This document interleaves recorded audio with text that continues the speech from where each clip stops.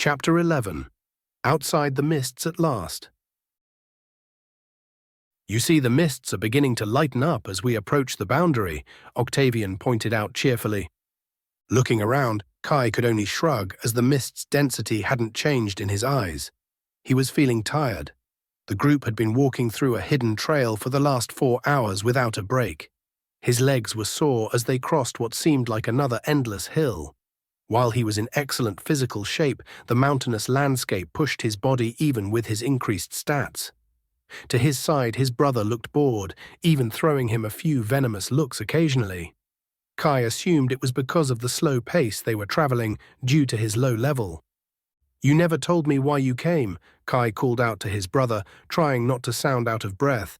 "Father asked me to come and assist him in escorting you to the academy. The roads and wilds have been more dangerous than usual ever since the war began. Just 2 months ago, an entire town was wiped out. Officials still haven't figured out who caused it," Garen responded in an indifferent tone. "Besides, I'm being paid for this." "How many people were in that town?" Kai asked, concerned. He knew that even small towns should be able to defend themselves from common threats. "A little over 2,000, all dead in the span of a night. No one was aware until a traveler stumbled into the town a few days after. Most of the bodies were in states of decay, some eaten by monsters or scavengers. The chance that no one was able to escape and alert another town or authorities is troubling. Whatever ravaged that town must be very strong." Kai looked at his dad, who had a troubled expression on his face. During the last few weeks, he had gained a total of 6 levels since he unlocked his magic, including the 3 from the fight with the Vale Forest snake and 3 from a dozen boars he had slain. The last level had taken 6 boars to level, proving they were no longer worth killing. Kai had been holding on to those 30 stat points, but chose to invest 15 attribute stats into vitality, 5 into strength, and 10 into intelligence right there. He knew such an insignificant increase in stats would only result in a false hope that wouldn't truly protect him from the monsters in the Ashbourne Kingdom. What he really needed was opportunity and time to grow. After a few minutes of silent walking, Kai called out to his father, "Is there anything I need to be aware of about the Ashbourne Academy?" "Garen?" his father questioned. "The Ashbourne Academy is the primary education system for young, newly awakened nobles. However, in recent years they have begun opening the school to the common rabble." Garen droned on, completely monotone. "They teach combat, magic, enchanting, and other subjects." "I already know this," Kai's brows furrowed. "Great. Then you know everything you need to know," Garen muttered before becoming silent once again. Kai couldn't help but roll his eyes. Turning to his father, he asked, "You attended school on Titan Prime. What was it like?" "Difficult. Imagine trying to stand out amongst tens of thousands of skilled individuals. But the education is second to none. If you're spending money on the Ashbourne Academy, why can't I go to school on Titan Prime as you did? The resources and education are bound to be so much better there," Kai argued. His father sighed with a troubled look. "That's exactly why, because they're better. It costs an exorbitant amount just to attend school there, not including the price of teleportation and other necessities. Even if the entire village pooled their money together, we probably wouldn't be able to afford the price of 1 year of tuition there. Perhaps I'm exaggerating. After all, people leave and return to the village all the time with money. But it doesn't help that we are a hidden village with almost no currency exchange or trade. Your mother and I have coin from our days before returning to Kitsune Village, but we use them sparingly. Regardless, many residents on Titan Prime send their children off-world for education. Why doesn't someone just make cheaper schools on Titan Prime? The opportunity they provide there can't be emulated anywhere else, in addition to a lot of other factors, and there are other cheaper schools on Titan Prime, but you want to join one of the 81 Prime Academies, a system of schools overseen by the ruling bodies of Titan Prime. And you went there?" "I did. An education that is second to none. Sounds like a place that can assist me in catching up to those of the past. Would it be possible for me to attend?" Kai tried to convey his seriousness. Stopping, his father's eyes seemed to gaze off into the mists. "There may be an opportunity, but I need certain assurances from you first." After a minute of silence, his father let out a sigh. "Let's make a deal. If you can win first place at the end-of-year tournament at the Ashbourne Academy for first years, I will somehow find a way to send you to school on Titan Prime. There isn't too much of a difference in the first-year education curriculum between schools anyways. It's all basic stuff." "Dad, I don't want you guys going broke if it means sending me to Titan Prime." He wasn't that much of an asshole to put his family in poverty to get a better education. Besides, the future was uncertain. He could very well still become powerful, even with the Ashbourne Academy's education program behind him. "Relax, son. I know people who might want to sponsor you if you are able to have a good showing at the end-of-year tournament. Also, I might have made it sound more expensive than it is. It's not to the point where it is unseasonable. Sure, it's expensive for us, since your mother and I haven't had a proper income in 24 years. I believe there is something like 100,000 new students who attend the Prime Academies every year, perform well at the end of the year tournament, and I'll see to having you go to Titan Prime." Kai's eyes went wide. "Deal." Garen scoffed. "But only if you get first place," his father reiterated. "Don't underestimate the students at the Ashbourne Academy.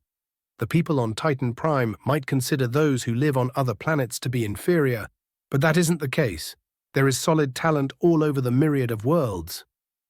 Kai's mood wasn't spoiled.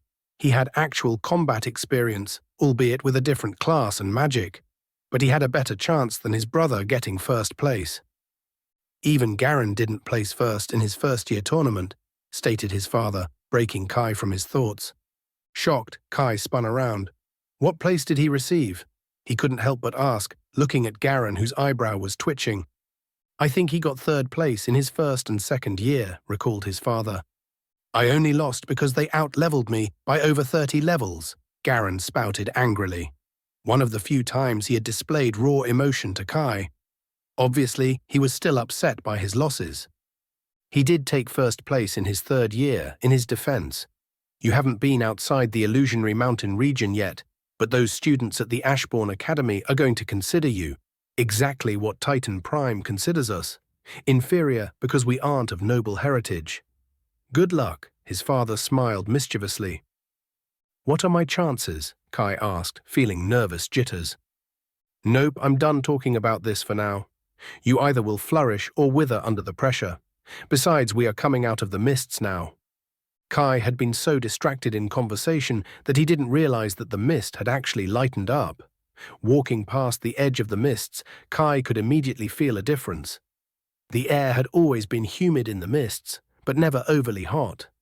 Outside of the mists, the air was less humid but significantly warmer. Looking straight across, Kai could see an entirely new world. Rolling hills, green fields, and trees covered most of what he could see. A town or city with tall walls stood near the edge of his vision in the far distance. "Welcome to the Ashbourne Kingdom. It's quite a forestry kingdom, rich in timber for a kingdom with the name Ash in it. That is, until you get closer to the capital. Then it's more depressing with darker tones," his father said. "Don't forget to look up." Looking up, Kai's eyes widened. Above him, he could see dozens of planets and moons. "I really am still in the Myriad of Worlds. I really was reborn here." Unshed tears threatened his eyes. Without anything to obscure his vision, he was seeing the Myriad of Worlds again for the first time in 16 long years. He had been told about the Myriad of Worlds growing up in Kitsune Village, but being unable to see it almost didn't make it seem real. At least until now, it genuinely felt like he was given a second chance. "Kai, look at that planet." Octavian pointed to the largest planet in sight. "That's Titan Prime. Every single planet, including the 2 suns, orbit around it. Even with an estimated 1,000 planets orbiting, none of them have ever crashed into each other, even though their orbits seem to be overlapping." Kai stared at Titan Prime. None of the other planets even came remotely close to its size. It was a planet that seemed to be made up of every color ever. It looked just like his memory, only larger. He guessed planet Eris's orbit was closer than New Earth to the Titan. "See that beige spot there on Titan Prime? That is a desert, larger than this entire planet. Oh, and over there." His father was now pointing at a different planet, one smaller than most. "That is New Earth, the planet the humans arrived on when they were brought to the Myriad of Worlds. Haven't been there myself, but I'm told it's a planet wrought in conflict. His eyes narrowed in on the small planet. It was where he was born, where he had fought and died. Now he was on another planet. It had been considered an impossibility during the days he lived. While humans had been brought to the Myriad of Worlds, there were no ways to leave New Earth while he had been alive. He would have to visit one day to see if he could find the answers that he sought. To the left of New Earth was one of the suns. Kai couldn't stare at it for long. The bright light hurt his eyes. It seemed only mildly larger than New Earth. The second sun was out of view, likely hidden behind the gigantic Titan Prime. How do the planets not crash into each other? Wouldn't the pull of gravity affect their orbits and slowly pull everything towards Titan Prime? Kai asked. His past life's father had suspicions, but any theoretical hypothesis had never been confirmed to his knowledge. I have no idea. You will have to ask the gods those questions. They are the ones who designed these worlds. Maybe your understanding of gravity isn't as knowledgeable as theirs, his father jested. The longer you stare at the sky, the more objects you will see. There will be more time to view the sky later. We need to get going. Our ride is getting impatient. Looking towards the path his father was walking, Kai had only just noticed a large wooden building, completely out of place, here on the boundary of the mists. Two humans sat in chairs outside on its porch. An older man with a grey beard lay motionless in his chair, eyes closed, likely asleep. The other was a woman of similar age. Her steady black eyes watched them the entire time they got closer. She stood in one fluid movement and bowed lightly to his father.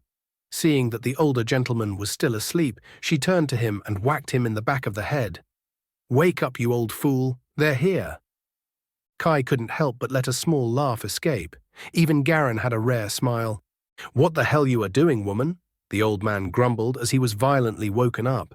His eyes shot open wide when he saw the group standing before him. Shooting out of his seat, he bowed deeper than the woman. "Captain, you're here. You were late, so I, fell asleep." He leaned his head towards the woman. "Why didn't you warn me?" he whispered loudly to the woman. Kai's father was silent, only raising an eyebrow in response. "Betrika, Stephen, this is my son Kai," Octavian introduced. "It's a pleasure to meet you, young Master Kai," they said together, each bowing lightly again, less so than to his father, he noticed. "It is a pleasure to meet you both." Kai lightly bowed as well. "Young Master." Kai looked to his father, one of his brows arched in curiosity. "They call our family that because we are the village chief's direct descendants. I've asked them to stop, but as you can see. In any case, these two are carriage drivers, employed by the village. That is their home behind them, and fenced in are their horses and other travel animals. They live here and drive those who require it to cities or towns in the Ashbourne Kingdom," his father stated. Interest piqued. Kai identified each of them. Human, forging level 100. Human. The woman was beyond his identify capabilities, but the man was at the very edge of it, only one level from entering the next stage. "Good evening, young Master Garen." They both bowed once again, only barely this time. Garen merely nodded in response. "All right, if everyone is ready, then let's get going." Chapter 12. Road Disturbance. An hour later, they found themselves traveling once again. The carriage ride was bumpy. The group had been traveling for over 2 hours on rough terrain. No one else seemed bothered, only Kai. To pass the time, Kai would occasionally use gravity pillar on random objects, not letting his already low mana dip too far. Two beasts were pulling the carriage. They had some kind of natural hard plating all around their bodies. While they appeared threatening, they were very docile instead, eating food directly out of Kai's hand before they left the ranch. Plated bovine, forging level 3. "I see you have unlocked your magic, young Master Kai," indicated Steve. "I can sense the use of the mana, but I can't rightly tell what you're doing." "I'm using gravity magic." "Gravity magic, eh? That's quite something. Ain't ever met someone with gravity magic." Kai sat straighter, finding pride in the compliment. "If you don't mind me asking, how long have you worked as carriers for the village?" "Believe we are approaching our 40th year." He looked to his companion, who gave him a reassuring nod. Why don't you tell him the story of how you entered into our service? His dad spoke up for the first time in an hour. Well, to start with, some 40 years ago my wife and I were attacked. Back then we ran our own caravan transporting goods to cities and towns. Weren't humans that attacked us, they can be reasoned with. Instead, we were being chased down by ash wolves, nasty beasts that only appear during an ashfall. We ran as fast as we could, but they stuck to us. We didn't stop, even though it felt like hours. Found ourselves at the edge of the mist. Knew the rumors that all who enter vanish, so we gambled anyways and entered. Still, the wolves followed. After only a minute in the mists, our pursuers were slaughtered. We didn't see what happened, but we could hear the cry of the wolves. I'll never forget those cries, rightly haunted me for years. Shortly after, we found ourselves surrounded by some of your village guards. After explaining our situation, we found ourselves meeting the chief, your grandfather.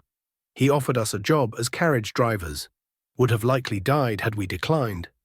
We accepted after considering how our carriage and property had been destroyed. A house was built for us at the edge of the mists. We have been here since. Turning to his dad, Kai asked, "Is it true that they would have died if they declined?" Nodding his head, Octavian replied, "Yes. One of the core tenets of the village is all intruders must be killed to protect ourselves and our secrecy. Why do you think that even though our home is between the Heart Empire and the Ashbourne Kingdom, two warring kingdoms, neither will travel through our domain to get to the other? The reputation of the illusionary Misty region is even more notorious than the Ashbourne Mountain region. Better chance of surviving through the Ashbourne Mountain range than making it through our home." Kai could see Betrica and Steve shiver. So strange. How do they defend against intruders? There are bound to be very powerful people that have entered our territory before. After a few minutes of silence, Betrica finally called out, "Roads at last." She gave Kai a knowing wink. The carriage travelled up a small hill onto a paved stone road. Immediately the bumpiness stopped. With a sigh of relief, Kai closed his eyes, intending to get some rest. "Young Master Kai, wake up," Betrica hissed. Kai's eyes flung open. He looked around and instantly noticed that his father was missing. Garen appeared on edge, with a hand resting on his sword in the scabbard, ready to pull it at any second as his eyes shifted left to right. Where Steve appeared nervous, his wife showed the opposite. Her hands remained steady as she steered the bovine straight down the road. Judging from his missing father and the fact that everyone was on edge, Kai surmised they were under threat of attack. As if on cue, a loud voice called out, "Hello?" A group of seedy-looking humans stepped out from the brush, standing in their path on the road. There were at least a dozen men all around, some smirking, while others looked on impassively. Some of their armor was stained with blood. It was a familiar sight Kai knew by heart. This was clearly not their first time doing this. Identifying the visible people, they all ranged between the Foundation realm and higher than he could identify. Kai settled his nerves as he observed Betrica, who still appeared calm. Either she was an expert actor, or she was not worried about the group before them. In fact, looking closely, he could see the smallest uptilt of the side of her lip. One of the men stepped forwards. "I think you can guess how this will go. Unload your valuables and coin, and you can leave unharmed." The supposed leader opened his arms wide as if he was giving them a merciful option. He was armed with 2 swords, one on each side of his hip. "Sorry, sir, ain't no valuables here. Just delivering this child here to school," Stephen spoke aloud, nodding his head towards Kai. "School? Must be that fancy academy in the capital. The boy must have coin if he is going there. Give it to us now and their swords." "This is the only time I'll ask," the leader of the bandits spoke calmly. He didn't stutter as he delivered an ultimatum. Not waiting for a response, the group of bandits began pulling out their weapons to further their point that they would attack if the group didn't comply. Shaking her head, Kai could hear Betrica mutter, "Go!" All at once, 6 of the bandits exploded into dark red mists. Yells of terror joined in with the blasts. Garen leapt off the carriage, his longsword in hand as he charged toward the leader. 4 identical blades of ash appeared above him, which all began attacking other bandits as if they had their own minds.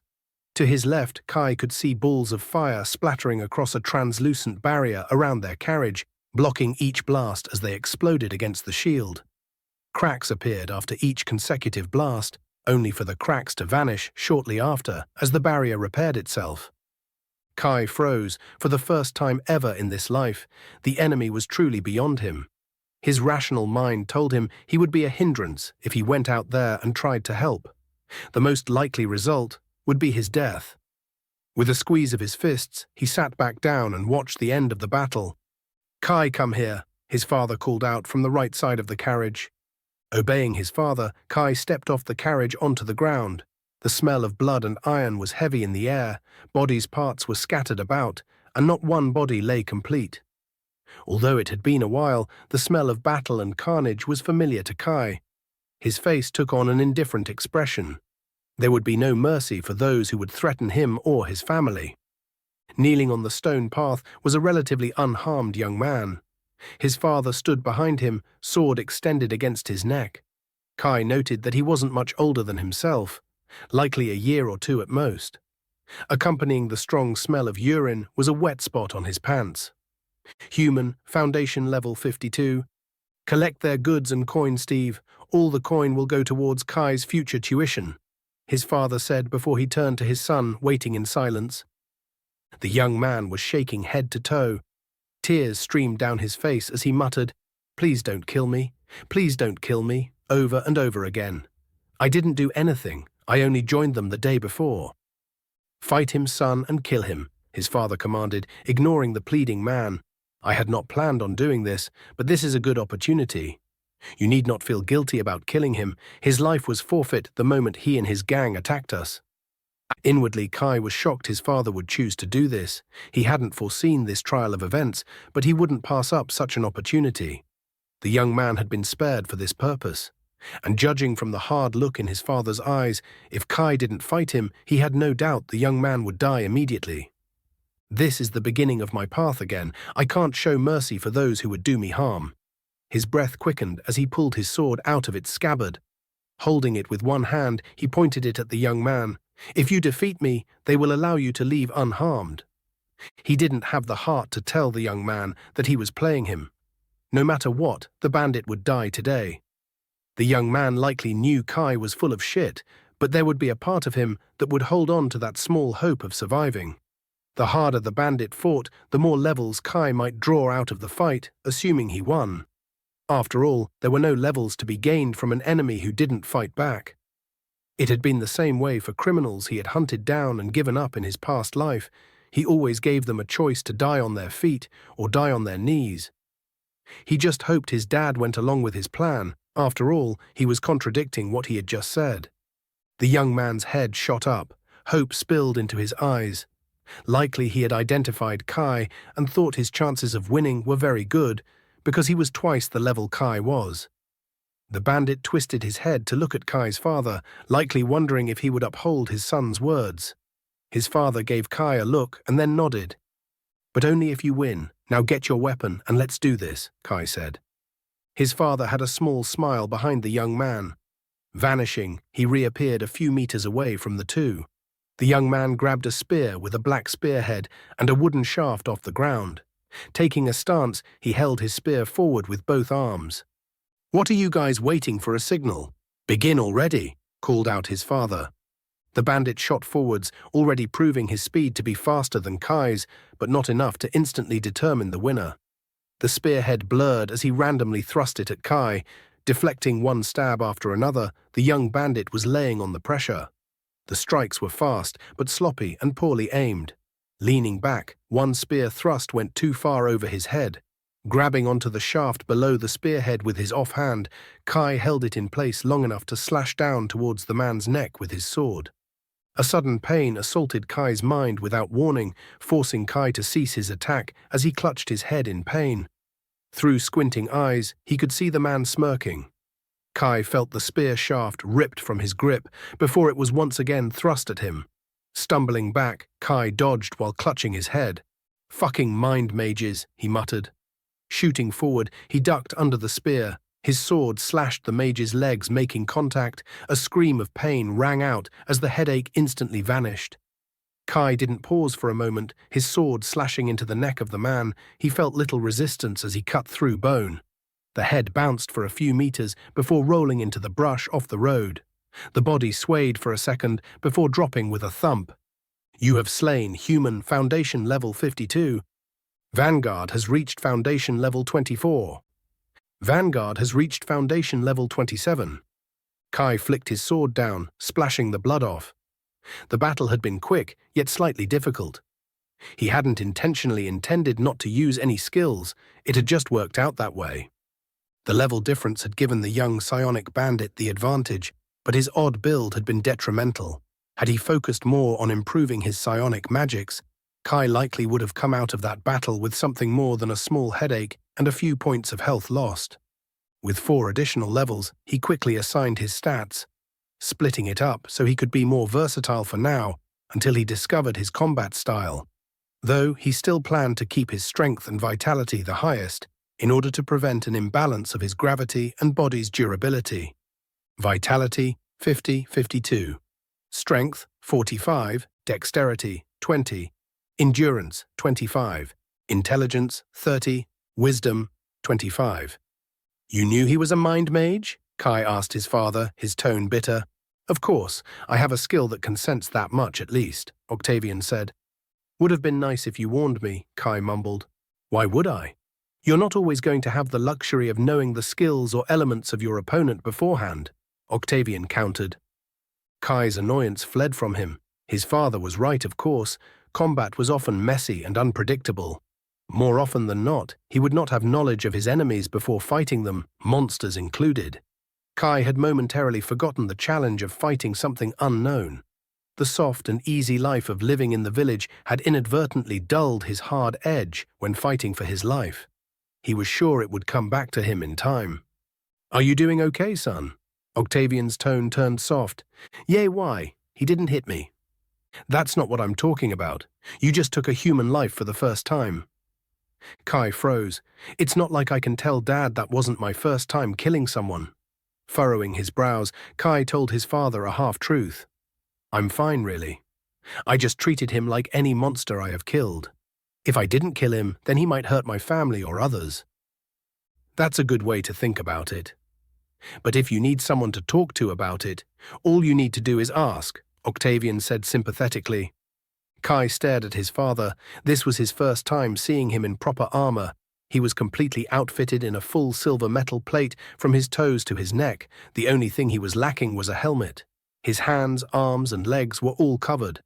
On his chest was a crest of a pair of red and golden wings with 2 swords crossing each other in the middle. Red streaks ran down his pristine-looking armor, signifying he had killed a few people during the battle. Have you killed a lot of people, Dad? Kai asked, his tone hesitant. It was a rude question to ask. Yes, and no. I've killed plenty in my short time alive, but compared to others, I haven't killed many. I've done what has been required of me. Octavian's armor melted off his body, turning into liquid metal until it formed into a ball in front of him. The ball spun until the blood vanished from its surface, after which it touched his chest and began spreading out over his body as his armor formed once again, this time without the blood. Standing before him, his father placed both his hands on Kai's shoulders. His eyes were full of empathy. Let me tell you what my father told me after my first kill, he said. The laws of these worlds state that only the fittest shall survive. The weak shall become the foundation for the strong. Only those who accept killing and embrace it will survive and prosper. But one must not stand shoulder to shoulder with death, else they lose themselves. Giving his son a pat on the shoulder, he turned and began heading back to the carriage. Chapter 13. Capital of the Ashbourne Kingdom. Another earthquake. Feels stronger than the last one too, his father pointed out. The ground shook hard enough to cause the odd tree to fall. Might be we are closer to the source, responded Steve as he calmed the bovine. After 3 days of slow traveling and skipping almost every village and town on the way, the group had finally arrived at their destination of the Ashbourne Kingdom's capital, Verdia. The city stood a few miles away, but its walls were easily spotted.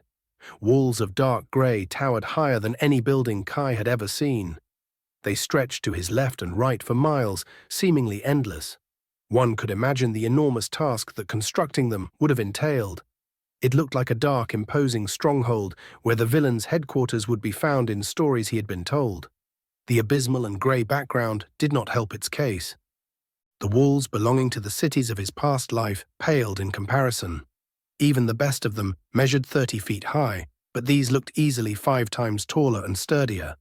It was insane to see how far humans had come when his only perspectives were his past life, where there had been little to no technology, and everyone was generally new to magic, and his rural village life, where the exterior walls were closer to a wooden fence than an actual wall. Beyond the city, the mountains hailed even higher, matching the dark grey tone of the walls. From small mountains that were easily 10 times higher than the impressive walls, the mountains grew larger and larger the further you stared, until the peaks shot through the dark, overcast clouds. Flashes of light lit up the grey sky momentarily before receding back to darkness. Kai stared one last time at the endless mountain region. A chill proceeded down his back as he thought about all the possible monsters hiding in that vast territory. A region like that seemed capable of producing monsters strong enough to threaten any city Kai had ever seen. He wondered if he could venture in there and survive as he was when he used blood magic. Kai's facial expressions must have given away his thoughts as his father began stating, "You don't have to worry, Kai. The city of Verdia has seen it all. They have survived against waves of monsters and intruders since their creation 1,000 years ago. The walls are composed of ashstone, a substance only found in this region. It's more durable than regular stone or concrete, but easily molded, and one of the country's main exports." Kai asked, pulling on his collar, which was soaked with sweat. The closer they moved to the capital, the hotter and more humid it became. "Is it always going to be this humid?" "It's the end of the warm season right now, so it should be cooling off slightly, but don't expect too much. The volcanoes deep in the mountains keep this area pretty warm and humid year-round. Once you get some more levels and raise your vitality, you will be fine. Just make sure you drink a lot of water and stay hydrated until then," Octavian said. "One more question," Kai said. "Is the entire countryside near the capital like this?" Kai asked. Looking around, he could see no trees, rocks, or life nearby within miles. It was devoid of everything except dirt and patches of grass that had begun to grow back. The capital purges all wildlife and plant life within a certain range of the walls. It is so no monster or army can sneak up on the city. Most plants and trees are resistant to this humid and ashen environment, so the deforestation done here is from the locals, Octavian stated. The longer they walked, the taller the walls appeared. Kai couldn't imagine anything breaking the walls. They looked downright intimidating. It was as if the walls appeared as a single solid structure curving around and out of sight. Not a single seam or crack. The only weakness of the walls seemed to be the large gate entrance. It was the only gap he could see. Kai and his group were now in a line of people extending nearly a quarter of a mile from the gate. Hundreds of people waited, some on foot, others in carriages like them. The line moved forward steadily, and it wasn't long until Kai and his group was at the gates. "Hold." One of the guards held up his palm in a stopping gesture. "All off the carriage, prepare to be searched," another ordered. Kai hopped off the cart less gracefully than everyone else, landing in a pile of mud. Some of it splashed onto the guard's leg armor. Kai winced. The guard growled, obviously irritated about the mud.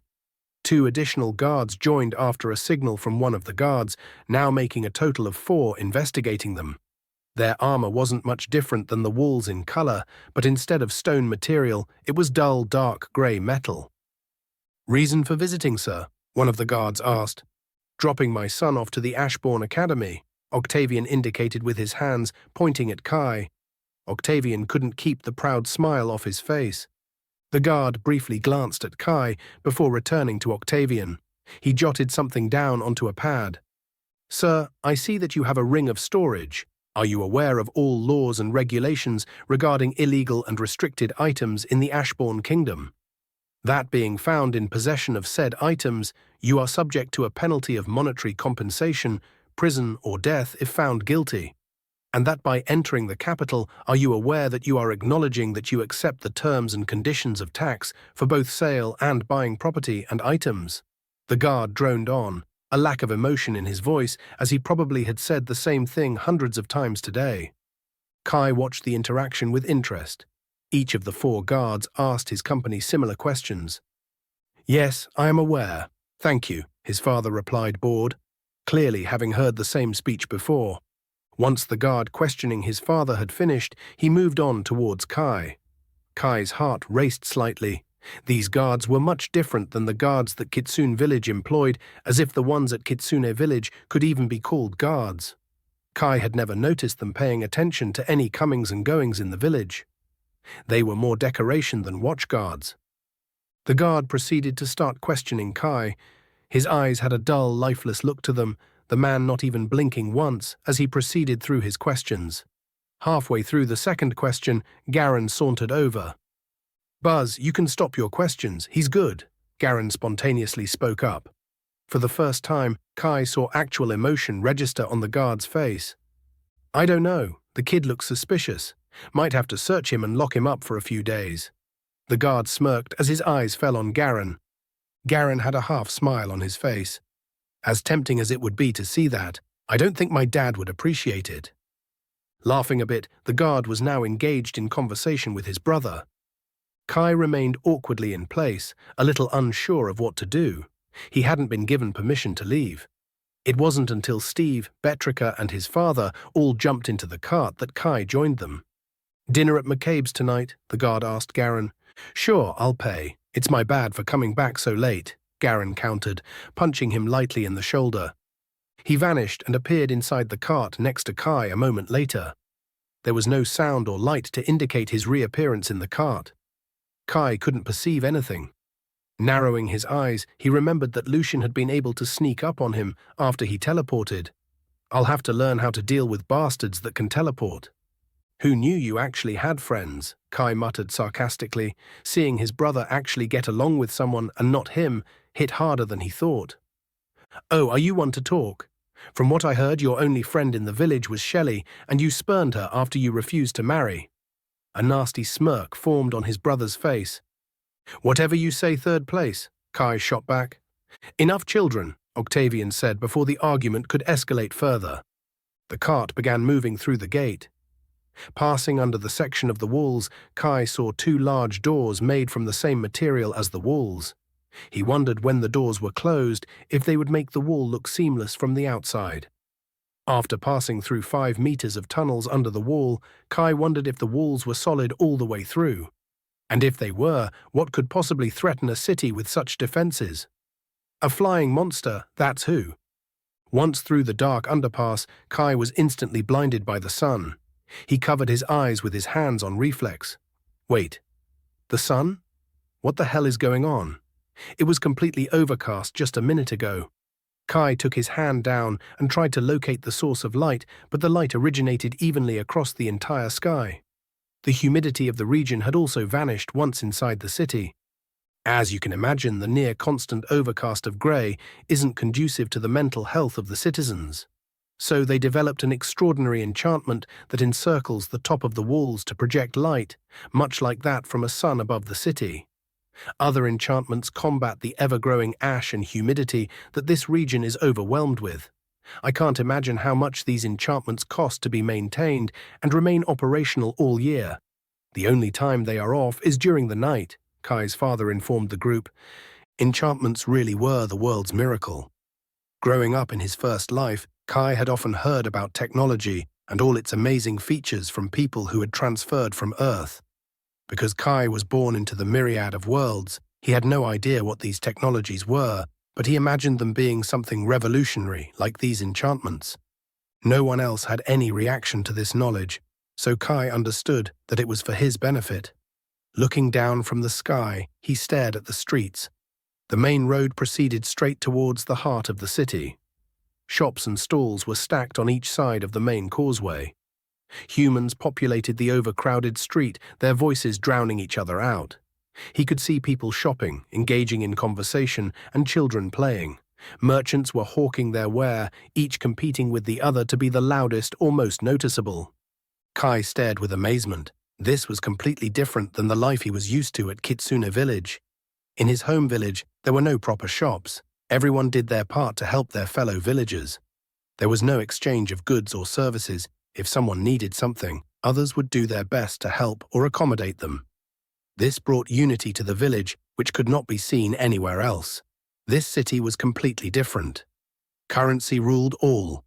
Even the cities of his first life couldn't compare. They were closer to his rural village in nearly every aspect except population size. Here, buildings towered high, some almost as tall as the walls. The enchantments gave these cities' citizens an easier, safer life. So this is what 1,000 years of progress looks like. Kai started to become concerned when he thought about paying for school. How was his dad making money if there were no monetary transactions in the village? He had seen them collect the pouches from the bandits, but Kai doubted that would be enough to sustain the village and his education. Could the money they had saved up really be enough to last so long? He witnessed dozens of guards standing scattered about, some staring down their carriage as they passed through the main causeway. There were shops of all kinds: clothing, armor, weapons, enchantments, potions, and many more. They all seemed busy. "Is Verdia always going to be this busy?" Kai asked. Their carriage had just stopped for the 5th time in 2 minutes after shoppers passed in front of their bovines, completely unconcerned about being run over by the hulking beasts.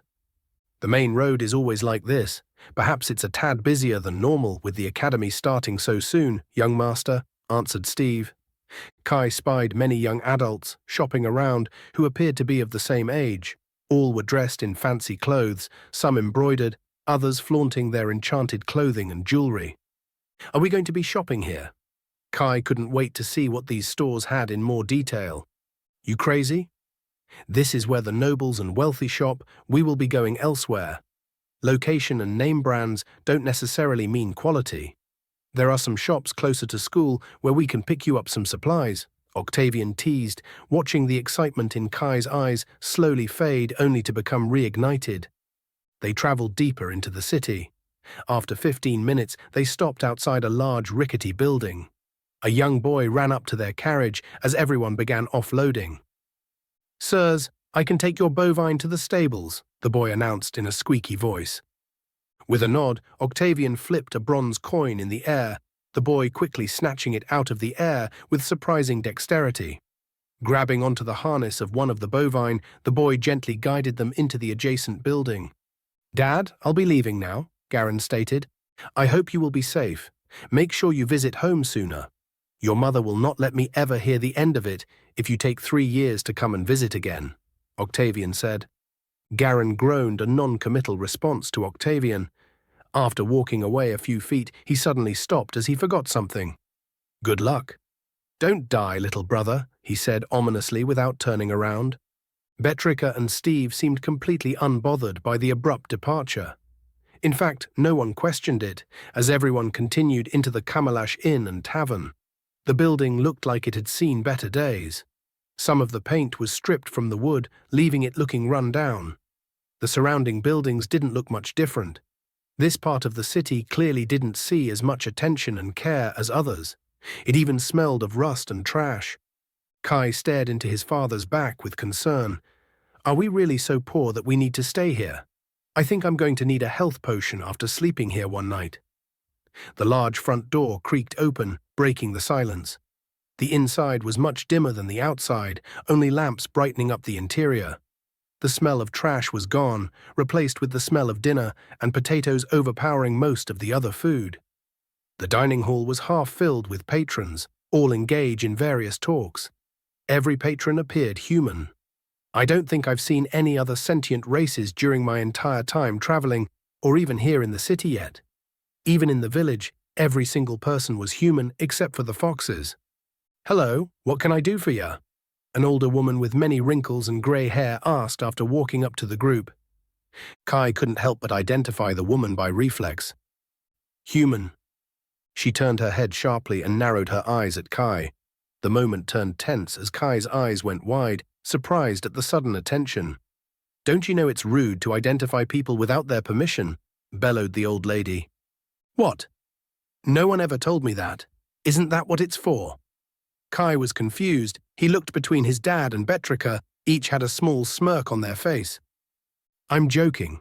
The old woman flicked her fingers 2 feet from Kai's face, and a gust of air followed, smacking him in the middle of his forehead lightly. Is this your boy, Octavian? Seems a little slow. Kai puffed up his cheeks. He was annoyed that he was being teased by some old woman he didn't even know. Now that he thought about it, he saw that both Betrica and the receptionist had similar facial features. Their beady black eyes were near identical to the other. Yes, child, she is my daughter, stated the receptionist, seeing Kai's eyes going back and forth between the two. It's good to see you, mother, Betrica said, bowing her head slightly. You as well, dear. Have you brought me any grandchildren yet? The receptionist asked. No such luck yet, mother. What's wrong with you, Steve? The woman spewed out, staring daggers into Steve's face. Maybe you need to trade for a newer, younger model, dear. Stop wasting your time on this man. Gods, he looks as old as me now, the old lady spouted without taking a breath. Trika, you still haven't expired yet, you old hag, Steve sputtered, trying to keep his anger in check.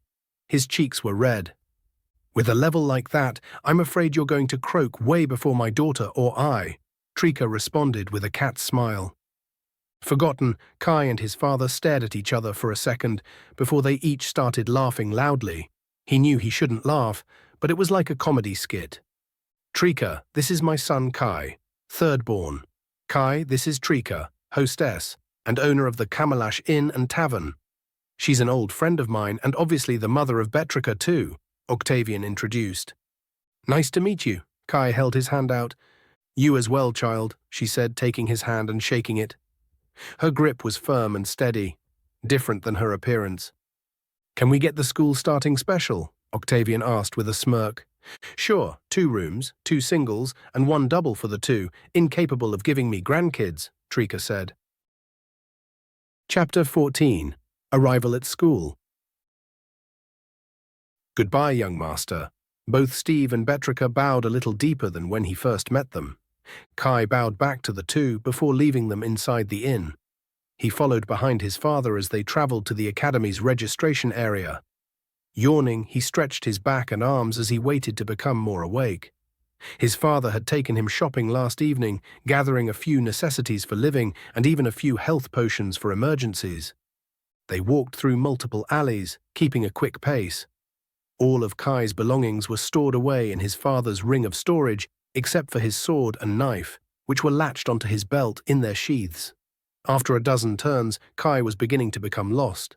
They had taken so many seemingly random turns, going in different directions, that Kai was beginning to think that his father was doing it on purpose to mess with him or waste time.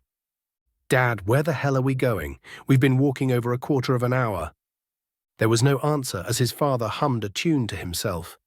The inn they stayed at was located in the western quadrant of the city. The school was located on the opposite side of the city, in the northeast, closest to the mountainside.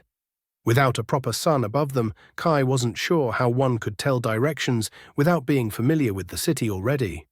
He guessed either a drunk architect had designed the city's layout, or they had added streets and housing as fast as possible when expanding. Eventually, they approached a large castle. Surrounding the castle were walls made of the same material as the city's walls, though nowhere near as high. Beyond the walls, a majestic building towered overhead, half as large as the entire village that he had grown up in and 4 times as tall as any other buildings around. Much like the walls, the palace was made of ash stone, making it seem more like a villain's fortress than where a king resided.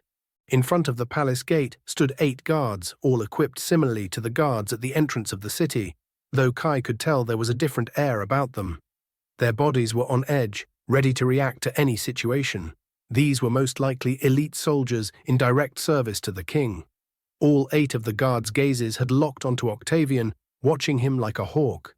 He surmised they perceived his father as a possible threat, which Kai found funny considering his father's relaxed attitude with his hands tucked in his pockets as he whistled a tune. Giving the palace one last look, Kai neglected to pay attention to his surroundings as he crashed into his father's backside. It felt like he crashed into solid steel, the man not even budging from the collision. The surroundings had turned silent. His father seemed frozen. Alarmed, he turned his head to match his father's gaze. Stepping out of the palace gates was an older gentleman with long flowing white hair. Matching his hair, he wore a simple white robe that was tattered at the bottom edges. Not a speck of dirt stained his clothing. Who is that man? I don't think I've ever seen my dad freeze like that. The guards saluted the older man as he passed by them. He must have been someone of grave importance to draw respect like that from elite soldiers. Human? The mysterious white-haired man swept his eyes over Octavian, barely acknowledging him as they settled onto Kai. One of the man's eyebrows raised high. The next moment, Kai felt a strange sensation from within his body. His pulse spiked as he felt naked before the old man, his very essence exposed. Oddly, it didn't feel malicious, but was nonetheless unnerving. To his side, Octavian's aura surged, breaking Kai from his trance. Ripples of magic vibrated the air, even causing the cobbled stone that he stood on to crack. The guards reacted accordingly to the rising threat of magic, all their hands going to the hilts of their weapons, ready to strike down his father. To the older man's credit, he realized things were getting out of hand. Instantly, the sensation vanished. Holding up a hand, the old man mouthed one word that Kai couldn't hear. The gate guards immediately relaxed, their hands falling to their sides. His father too relaxed as his aura ceased. The mysterious man in white bowed once each to the pair. His gaze lingered on Kai a moment longer than was comfortable. After a few unblinking moments, he turned and began walking away without a word. A strange smile lingered on the strange man's face as he vanished out of sight. "Who was that man?" Kai asked, turning to his dad. "I have no idea, but he was beyond my identification range." His father frowned. Kai was shocked. The man was more than likely one of the strongest humans in this city. If what his father claimed was true about him being in the fifth realm, then that meant that the mysterious man in white had to be in the seventh realm or higher, something that hadn't even existed among humans during Kai's past life. I was talking to Trika last night, and she was telling me that the Ash Monarch was rumored to be in the seventh realm of power. Could that have been him? Kai speculated. No. The characteristics of the Ash Monarch are very distinct. He is a man with ashen grey hair and grey eyes. He is also a large man, built like a bovine, his father answered, his eyes still lingering in the distance, where the old man in white had vanished from sight. "Let's go. I don't want to linger in front of the palace any longer." After some more walking, they finally made it to the academy's entrance. Outside the gate entrance, there were multiple booths set up in varying colors. Each booth was occupied. Some people were being questioned, while others were filling out forms. Kai counted half a dozen young adults his age split up between the different booths. He immediately felt underdressed. All of the other future students were dressed in expensive-looking clothing, some noticeably enchanted. They stood tall and proud. Their arrogance and wealth were on display for everyone to see. Every one of these students enrolling would be a potential rival in the final tournament. Off to the side, a bunch of primly dressed servants with luggage gathered around them. "Time for me to get going," Octavian said spontaneously. Kai turned to him confused. "You're not going to help me enroll?" "Nah, you got this. Here is all your stuff." Octavian began to pull a few items from his ring of storage. Kai's large bag of clothing dropped to the ground, followed by a smaller bag with school supplies such as notebooks and writing materials. Kai was at a loss. It was so sudden and so matter-of-fact. He was aware they were going to have to say their goodbyes today, but he wasn't emotionally or mentally ready for it. He'd thought they would have a little more time together. Feeling a hand on his shoulder, he looked up. His father's face had watery eyes, likely feeling as saddened as Kai did. "You will do well here. Believe in your training, don't slack off, and most importantly, don't be stupid. Find Trika if you need to get a message or letter to me. Oh, and money is in the small bag," Octavian said with a small smile before he turned and began leaving. Not one for a long goodbye. Kai stood frozen, still coming to terms that his father had left just like that. "Thank you, Dad." Kai spoke sincerely, his eyes now watery as well. But his father never heard. The man was already out of sight. After a few moments, Kai noticed people staring at him. The stares were full of curiosity and, more troubling, disgust. Apparently, his heartfelt goodbye to his father had been very public. Completely embarrassed and red in the face, Kai grabbed his bags, each lighter than he thought they would be, which was likely due to his increased attributes. He moved quickly, approaching the booth with the large words, "Registration." "Hello, I see that you do not have a parent or guardian with you." A middle-aged man wearing a black dress shirt with silver buttons spoke up to the approaching Kai. Kai's eye twitched slightly at the obvious statement. "This is for admission to the Ashbourne Academy. Do you understand?" Kai nodded silently. "Duh. I require a verbal yes or no." "Yes." "I will require you to put your hand on this orb and answer the questions truthfully," the man continued. Kai observed the clear orb, runes and letters etched around it. It was large enough so he couldn't fit his entire hand over the top. Laying his palm over it, the orb warmed instantly as it began glowing red. "Please don't let go until all questions are finished. First question. Name? Kaismo Cineris. Date of birth? June 12th, 6th, 2138. The man noted down everything Kai mentioned, occasionally peeking at the orb. The orb remained a steady red without any change. Place of birth and current residence? Kitsuna Village and I still reside there. Is that a village located in the Ashbourne Kingdom? Yes, it is located near the illusionary Misty region, Kai lied. He had been told to not tell the location of his village, only its name if asked. The orb underneath his hand flashed red without warning. The man frowned. "That was a lie. Another lie, and you will be barred from entering the academy," the man informed him. His glare was now fixated on Kai. Kai gulped. This is new. He wasn't sure what to do. He had specific instructions not to tell anyone he was from inside the illusionary Misty region, but he hadn't been told there was a lie detector at the sign-in booth. "It's located in the Ashbourne Kingdom." Kai generalized it, since additional specifics might cause him to trip up again. The man observed the orb for a full second, noting it was back to a steady red before he began noting down the information. "Are you or your family nobility of the Ashbourne Kingdom?" "Not to my knowledge." He kept jotting down the information. "Element and class?" "Gravity and Vanguard," responded Kai honestly. The man looked up at Kai this time, a strange look on his face, as if he couldn't believe what he was just told. After a moment, he looked to the orb, but with no change, he could only accept it as truth, writing the information down a moment later. "All right, your information has been logged." The man suddenly stopped. "I didn't notice you have a pet. If you want your pet to stay with you on academy grounds, it will cost additional gold, and you will be held responsible for any damages it incurs during your time here. That includes," he coughed, "accidents." What pet? Kai had no idea what the man was talking about. Just then he felt something soft brush up against his leg. Looking down on the ground, Akane was sitting there, expectantly looking up at him. Kai recoiled, only barely stopping himself from jumping. "What the fuck is going on? Was she always with us?" "No. I haven't seen her once since we left the village." "How the hell did she get here? Is Dad pranking me? Did he bring her?" "Ah, gee, I'm so confused right now." He looked around but didn't see his father. "I'm sorry, sir. This is not my Ah!" Kai screamed. Akane bit his calf as he was denying ownership of her. His eyes promised vengeance at the little cute fox. She could have held back a little. He rubbed his tender calf, feeling relieved when he didn't feel any blood through his pants leg. Fine. She's mine, I guess," Kai grumbled reluctantly, glaring at the fox who almost seemed to be smirking at him. "I'll get you back for that." Slightly amused, the man pulled out some papers. "I want you to read this."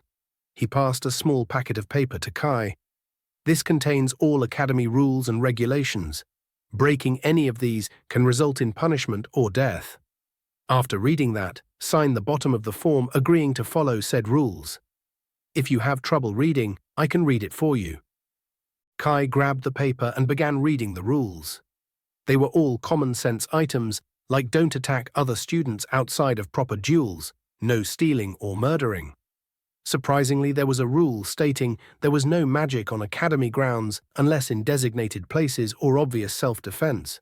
Putting the form down, he signed his name on the sheet, acknowledging his understanding of the rules. Last item for me. There will be a fee for the first year of 40 gold coins, including the addition and expenses of your pet. We do not take loans or items, coins only. Until you pay it, we cannot have you proceed further in the registration process. Kai fished out the pouch of money his father had left him. Opening it up, he was nearly blinded by all the shiny metals inside. The majority of coins were silver, while some were bronze or gold. 2 coins appeared a different shade of silver, Kai guessing they were the fabled platinum coins, the most expensive currency coin out there. Pulling out 1 platinum coin, he placed it on the table. Kai knew from his lessons that 100 bronze coins were equal to 1 silver coin, and so on until the most expensive coin, platinum. One of the man's eyebrows arched upwards in surprise at seeing a platinum coin from an obvious commoner dressed in his homespun tunic. He deftly pulled the coin off the table and quickly brought it up to his eye to examine it. The coin vanished from his hand after a lengthy inquiry, in which 60 gold coins took its place, a moment later all stacked on the table perfectly in 4 even piles. Kai grabbed at the coins and awkwardly shoved them into the pouch, feeling uneasy having that many coins on display in public. He would have traded 40 gold coins even, but he only had about 15 in his pouch.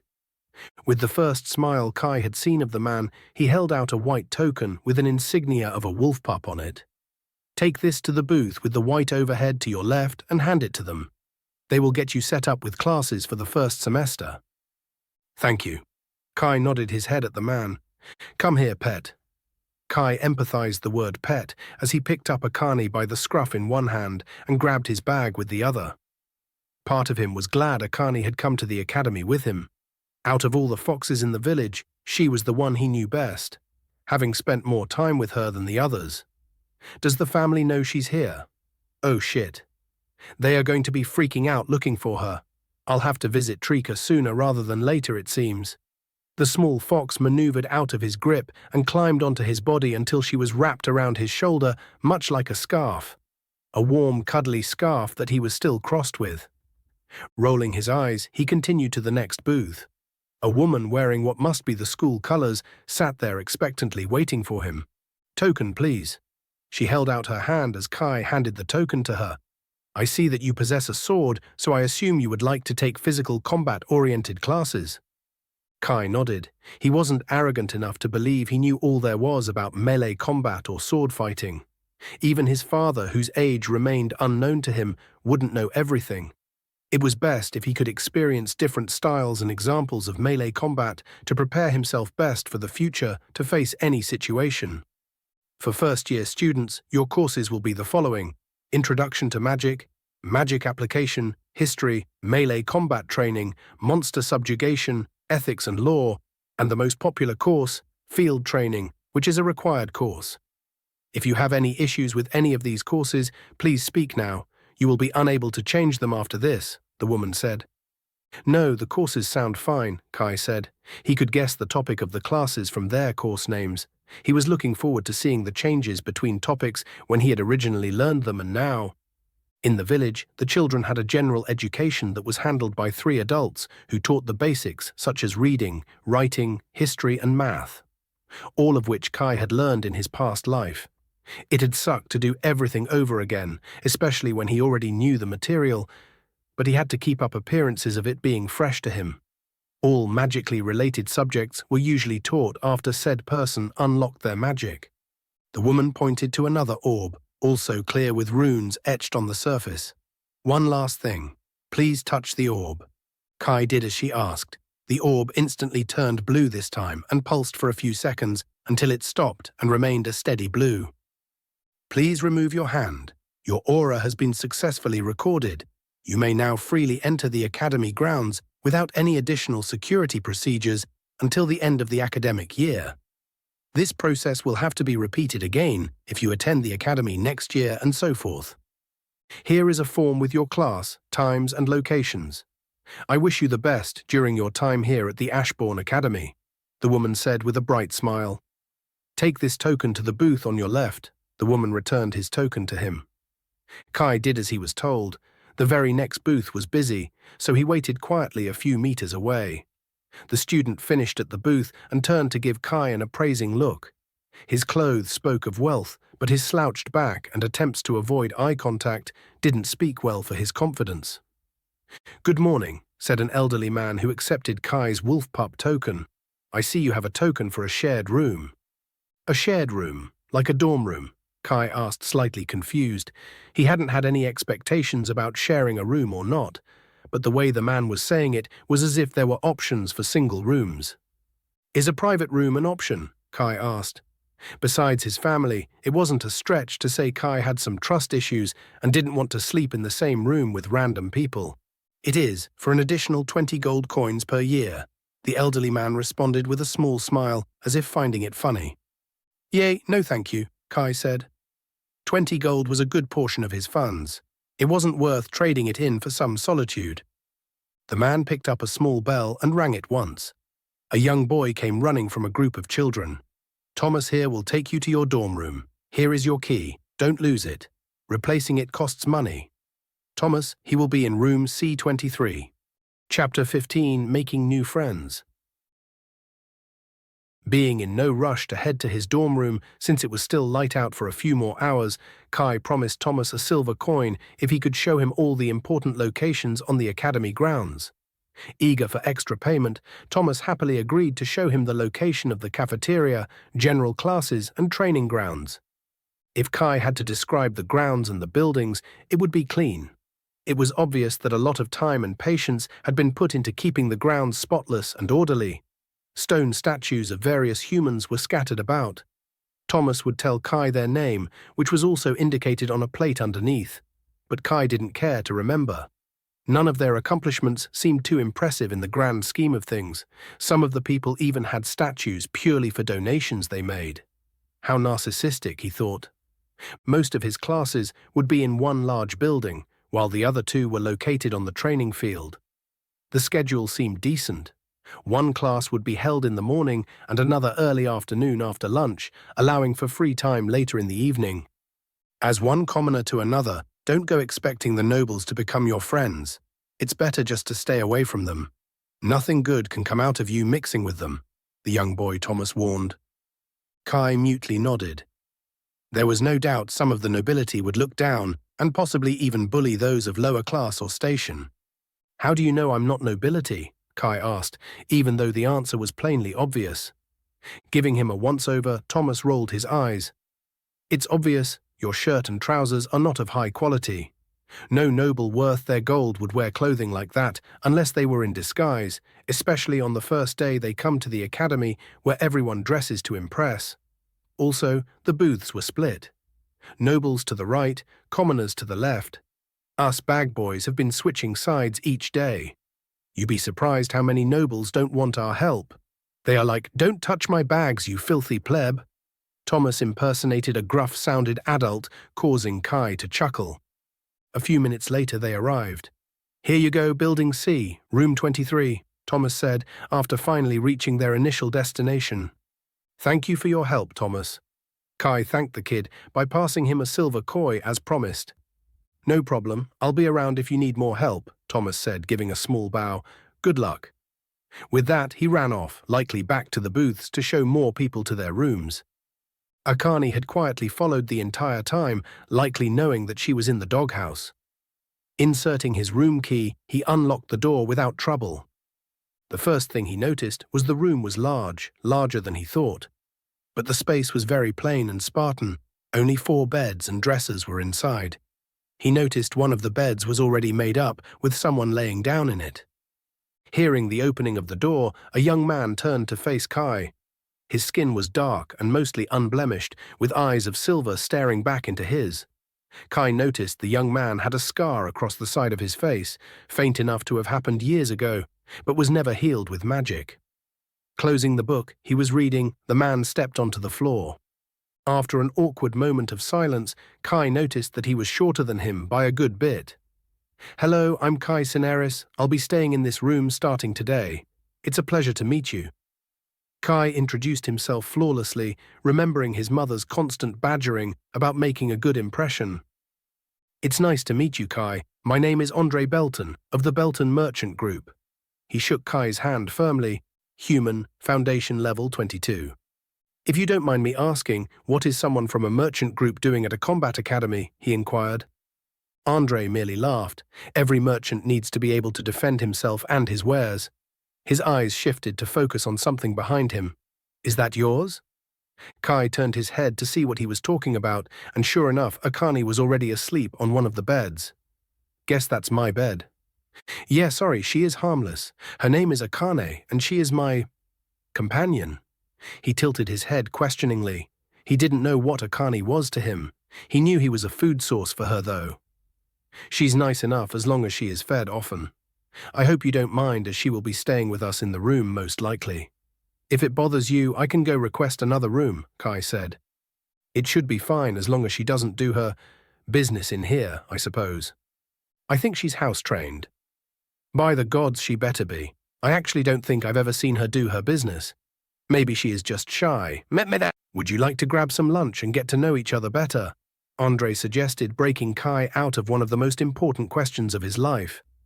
"Sounds good," Kai agreed. Both left the room, leaving the fox sleeping on the bed.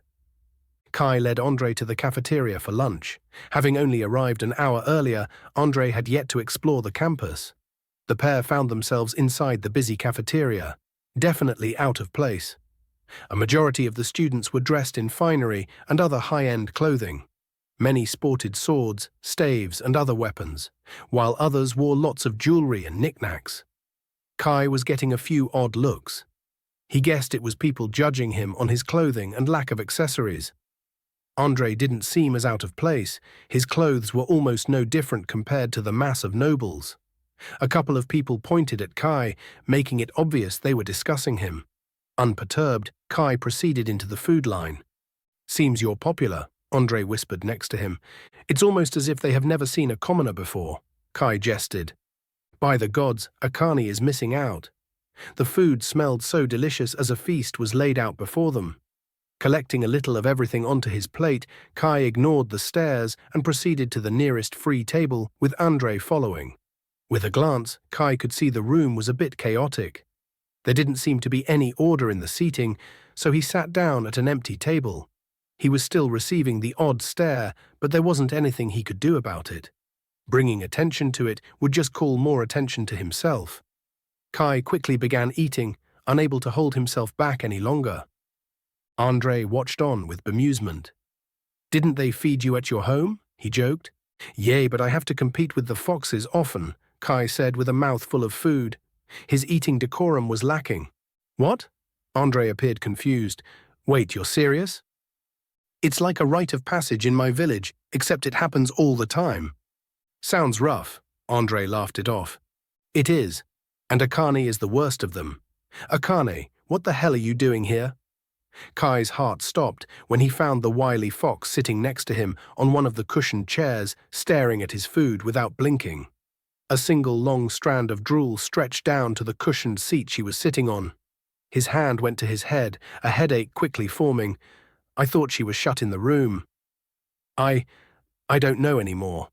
Rather than continuing to contemplate the impossible, he would just accept her presence. It was easier that way. After all, he was used to her antics and knew she would make a scene if he tried to take her out of the cafeteria. Grabbing a small side plate, he placed half of his food on top of it, then pushed the plate in front of Akane. He watched her jump up on the table and begin eating voraciously. The room had quieted down slightly. Many around had taken notice of the animal on top of the table, eating away without a care in the world. Kai's headache getting worse. He had screwed up, or rather Akane had screwed up his plans. He was gaining more attention than he had wanted to on his first day. His plans of a quiet life at the academy had been quite literally eaten away. "Is she allowed to be in here?" Andre asked him. "I think so." Kai couldn't remember a rule that stated pets were not allowed to eat in the cafeteria, but judging from everyone's looks, it wasn't a proper thing to do. He ignored them and went back to eating. Again, he knew drawing attention to it would probably be worse than just leaving it be. His new roommate stared at the fox destroying her food. Are you a summoner? Andre asked when they had nearly finished eating. No, Gravity and Vanguard, Kai spoke honestly, seeing no reason to hide the information. One of Andre's eyebrows raised. Interesting choices. I wouldn't have guessed with your fox there. I've never met anyone with either of those before. How about you? Kai asked in turn, curious as to what a son of a merchant family would choose. Barrier and Shield Mage. Obviously, my focus is on providing shields for myself and my cargo. In a way, it made sense to Kai that a merchant might go a more defensive route. But in Kai's mind, a good defense was a better offense. Focusing on defense without offense was a weakness that would enable his enemies to attack him without fear of retaliation. Not that defense wasn't important, but being unable to stop the enemy could mean death. Tap, tap. Kai looked at Akane, who was now tapping her paw against the table in front of her plate. She looked at him in the eyes before she pointed her nose towards the now empty plate. Sighing, he stood and got back in line, replenishing his plate with even more food. What am I? Her food slave? Is that why she is here? She just wants different kinds of food for a change. Kai could hear people talking about him as he walked back. He was able to pick up things like savage or commoners with no manners. He even noticed a few other beasts or pets, but they were rather rare to see and well-behaved. None of them were on the table, ravishing their food. Sitting back down, Kai kept his ears and eyes open as he took in everything going on. It was order and chaos. Mostly everyone seemed situated in groups, all talking excitedly. There were a few individuals alone. Some people even steered clear of going near them, purposely walking around a few tables just to avoid them. About halfway down the cafeteria, there was a large group of students standing around what he presumed to be a table and some people, but he wasn't able to be certain. Do you know what's going on over there? Kai asked the distracted Andre, who was watching Akane eat through the entire plate of new food without pause or breathing. With an odd look at Akane, Andre focused on the group, squinting his eyes. I think that is the 12th prince of the Ashbourne kingdom. Obviously a lot of other nobles are fawning about, trying to get on his good side. I'm afraid I don't know the others. I only know the nobles my family has done business with. Part of the reason I'm here is to make new connections for the family. Kai couldn't see the prince from his seat, but he wasn't about to get up and gawk like the country bumpkin he kind of was. I'm pretty sure Akane ate more food than she could possibly hold in her stomach, Andre pointed out. Yeah, that doesn't surprise me anymore. Kai was unfazed by Akane's gluttonous behavior. She had out-eaten everyone in the village, whether they be fox or human. Hey, Andre, a pale young man in a decorative charcoal tunic approached. Behind him, another young man in even more fanciful clothing followed. There was an instinctual dislike of the second noble. He held himself highly and had the most arrogant smirk around, with eyes that deemed all those around him to be unworthy. His black pupils must have been a reflection of his heart. One look at Andre and Kai, and he had already dismissed them as inconsequential. But appearances must be kept, so he followed behind the other noble. Standing up, Andre bowed deeply from the waist, arm across his chest, hand at the heart. His bow was well practiced and performed gracefully. Lord Dravenport, it is a pleasure to see you here. It is good to see a familiar face among so many new peers. Allow me to introduce an old family friend. This is Lord Jason Grell, firstborn and heir to Marquess Jonathan Grell, newly appointed finance minister of our beloved kingdom. This is Andre Belton of the Belton Merchant Group, an old friend from my home in Rila, Lord Dravenport introduced. Even surrounded by wealth, Jason Grell stood out among the masses. It's an honor to meet you, Lord Grell, Andre said, giving another deep bow. Jason Grell inclined his head in response. An indifferent expression had settled on his face. Human, Foundation Level 57. Human, Foundation Level 72. Damn, pretty good levels for starting in his first year. Jason's level was one of the highest Kai had seen so far, with the majority being around his level or lower. A thunderous burp resounded that echoed across the large dining hall, instantly silencing everyone. Andre looked on in horror at the small fox who had destroyed the atmosphere and drawn the attention of every single person to their table. Kai tried to keep it in, but he couldn't help it. He would have been horrified had the situation not been so absurd. He started laughing, nearly to the point of tears. Many around him joined in laughing. Wiping his face, he snickered. That was not very ladylike. The two nobles stood rigid. Lord Jason Grell did not laugh. His eyes were trained on the small fox, his jaw tense. His eyes narrowed even further as they shifted to Kai, taking in his clothing and face. Coughing lightly, Andre turned to Kai and Akane, who were still sitting down. "Allow me to introduce my roommate, Kai Chineris. Oh, and his companion Akane, whom we've all met now." Andre jested lightly in an attempt to fix the mood. Kai contained his laughter and stood, bowing as Andre did to the two, while Akane waved a paw from her seat on the table. While Kai personally didn't want to bow to the pompous noble, he chose to play the subservient commoner card in his attempts to not create any more rifts between him and the two nobles. Perhaps when Jason Grell had accomplished achievements worthy of respect, Kai would mean it when he bowed, but not while they were riding the coattails of their family. Not that Lord Dravenport had appeared rude to Kai, he was just unlucky enough to be paired with the crimson-haired asshat Jason Grell. While there was amusement in Lord Dravenport's eyes, Lord Grell's was anything but amused. His eyes burned with anger, even his cheeks were coming close to matching his hair. "What a cute little fox," Lord Jason Grell muttered, stalking around the table to where Akane sat. He reached his hand out towards her, intentions unknown. Akane deftly evaded the oncoming hand. Not to be deterred, the noble tried even harder, not even bothering to hide the fact he trying to grab at Akane. Right as Kai stood up to stop the noble, Jason made a grabbing motion in the air, closing his fist. The air pressure changed slightly, Kai feeling his hair flutter a little. Air had been dragged towards the noble's hand, but Akane remained firmly in place. She was grooming herself like nothing just happened. To Kai's delight, Jason's eyebrows started twitching. His face grew even redder than his hair. With a final glare at Akane and Kai, the noble turned and stalked off, followed by Lord Dravenport, who gave Andre and Kai a small nod surprisingly. "Making friends already, huh?" Kai muttered to himself softly. He started petting Akane down her back. He couldn't say he didn't get satisfaction from watching what happened, but he wasn't prepared to make enemies so soon. But apparently, Akane was on his behalf. He was purposely ignoring the scowl coming from Andre. He didn't want to make trouble for his new roommate, but the noble should have been aware not to put his hands on another person's companion without permission. And the attempted use of magic on Akane was definitely forbidden, though no one called him out on it. Kai was aware that he and Akane had become the center of attention and judged that it was a good time to make his escape back to his room to unpack his stuff. Andre followed Kai, likely equally embarrassed by the situation and attention. Lord Davenport had taken the initiative to introduce Andre to a noble of a higher rank, doing Andre a favor. Then Akane had not played ball, so to speak, and embarrassed the noble, creating tension and conflict. Kai could only hope this wouldn't ruin his relationship with his new roommate, or it would be an awkward year for the both of them. Chapter 16. Rumors. There was a surprise waiting for Kai, Akane, and Andre as they went back to their new dorm room.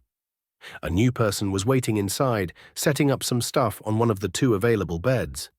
The young man was smaller than most of the other students, including the women. Even his sister Ariel, who of 11 might be taller. The next thing Kai noticed was the young man's arms were riddled with glyph tattoos of unknown designs. "You must be my new roommates. I am Hector de Santos, attendant to his Lord Franklin Cross, future Duke of the Ashbourne Kingdom, and heir to the region of Cross." The man's voice was deeper than Kai would have thought. His speech was crisp and practiced, which made Kai assume he was well educated. He neither bowed nor offered a handshake to the two, instead his eyes steadily evaluating his two new roommates. "Cross? I believe that's the area outside the mists." Andre was the first to act. "It's very nice to meet you. I am Andre Belton, of the Belton Merchant Group, located in Rila, and this is Kai Cineris." Akane yapped behind the two, making sure to remind them they were not free of her presence. Andre let out a cough to clear his throat. "And how could I forget? Akane, who belongs to Kai," Andre said. "Or is it the other way around?" "That's yet to be determined," Kai quipped. Human Foundation Level 76. Kai's eyes lit up at seeing his new roommate's level. He hadn't expected anyone entering the academy to be so high in level already. It was obvious now that students who had birthdays much earlier wouldn't be content to sit around and wait until the academy semester began.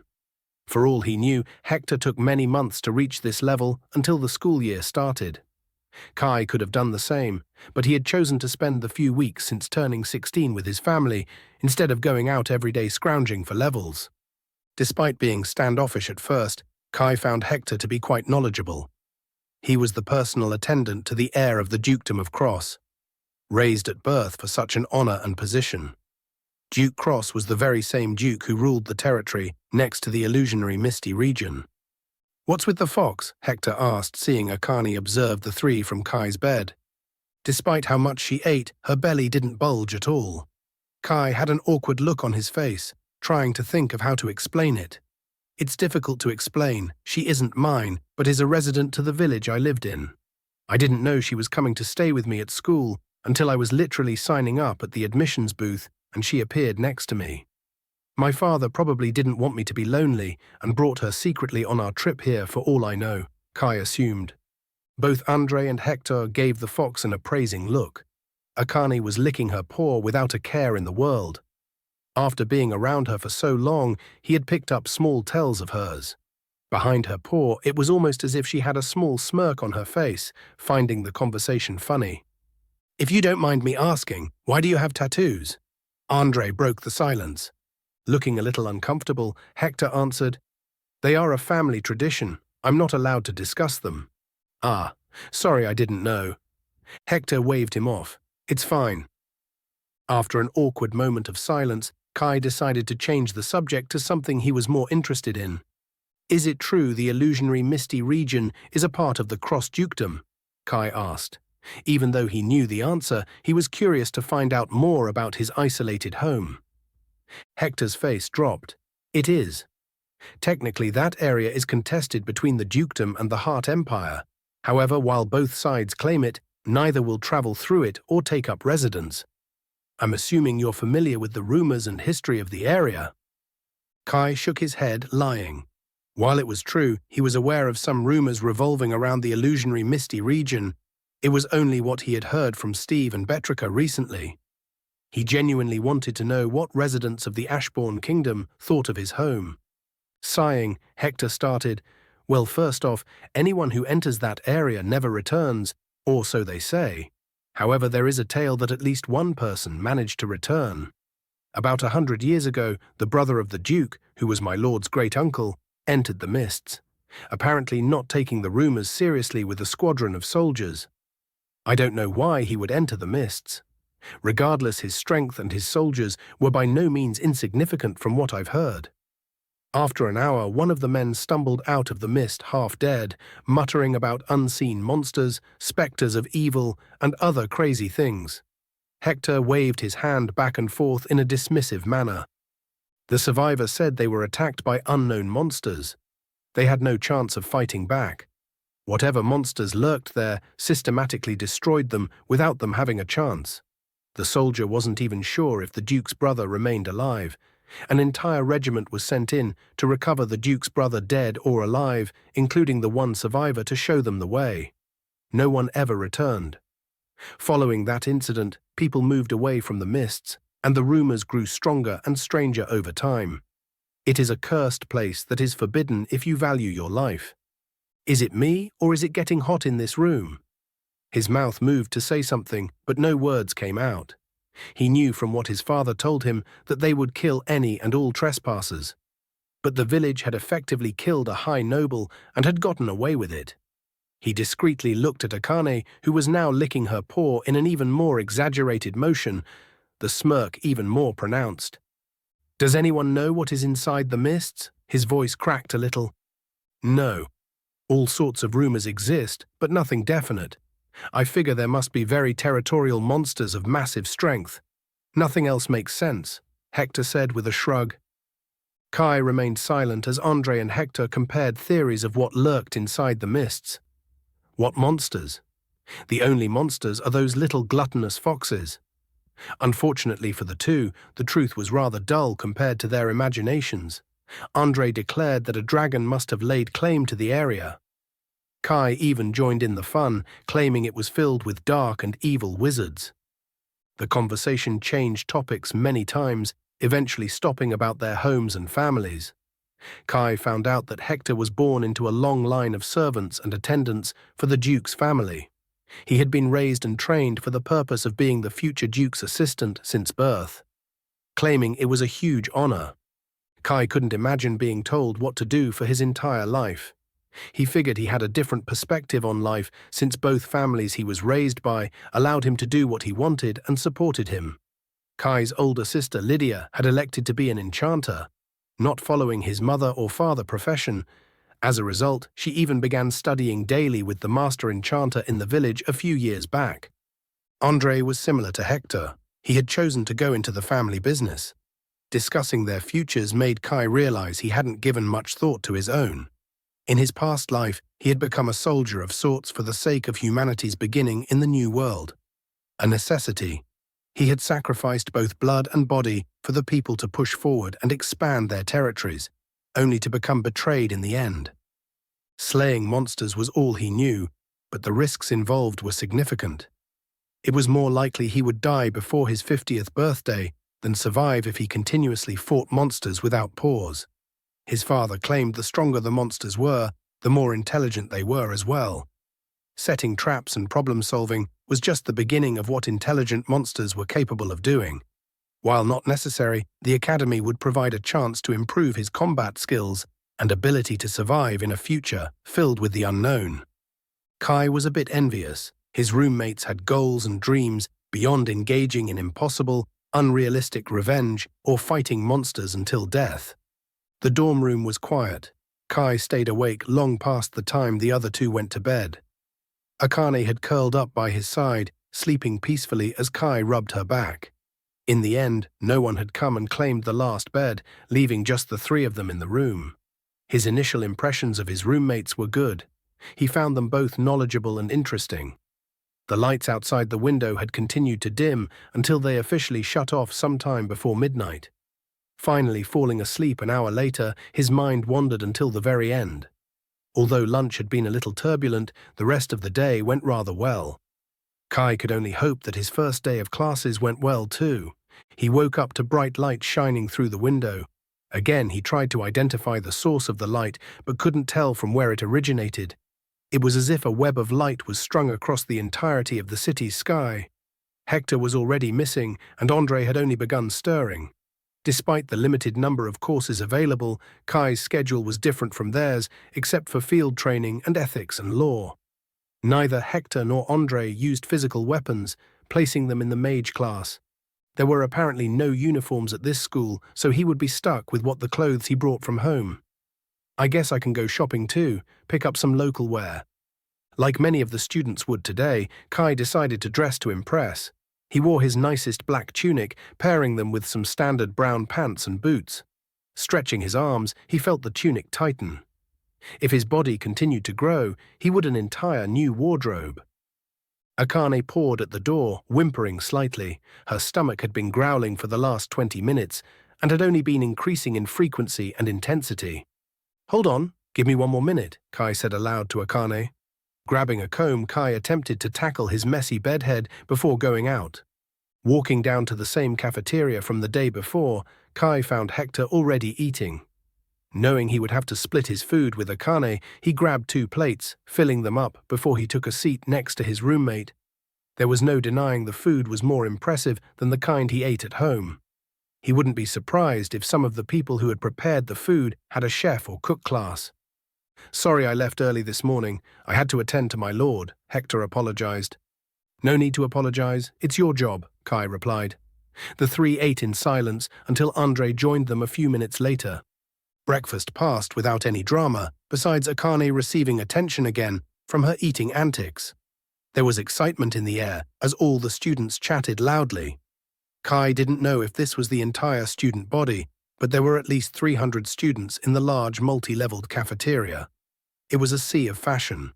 Students were wearing different kinds of clothes, some even a little risque.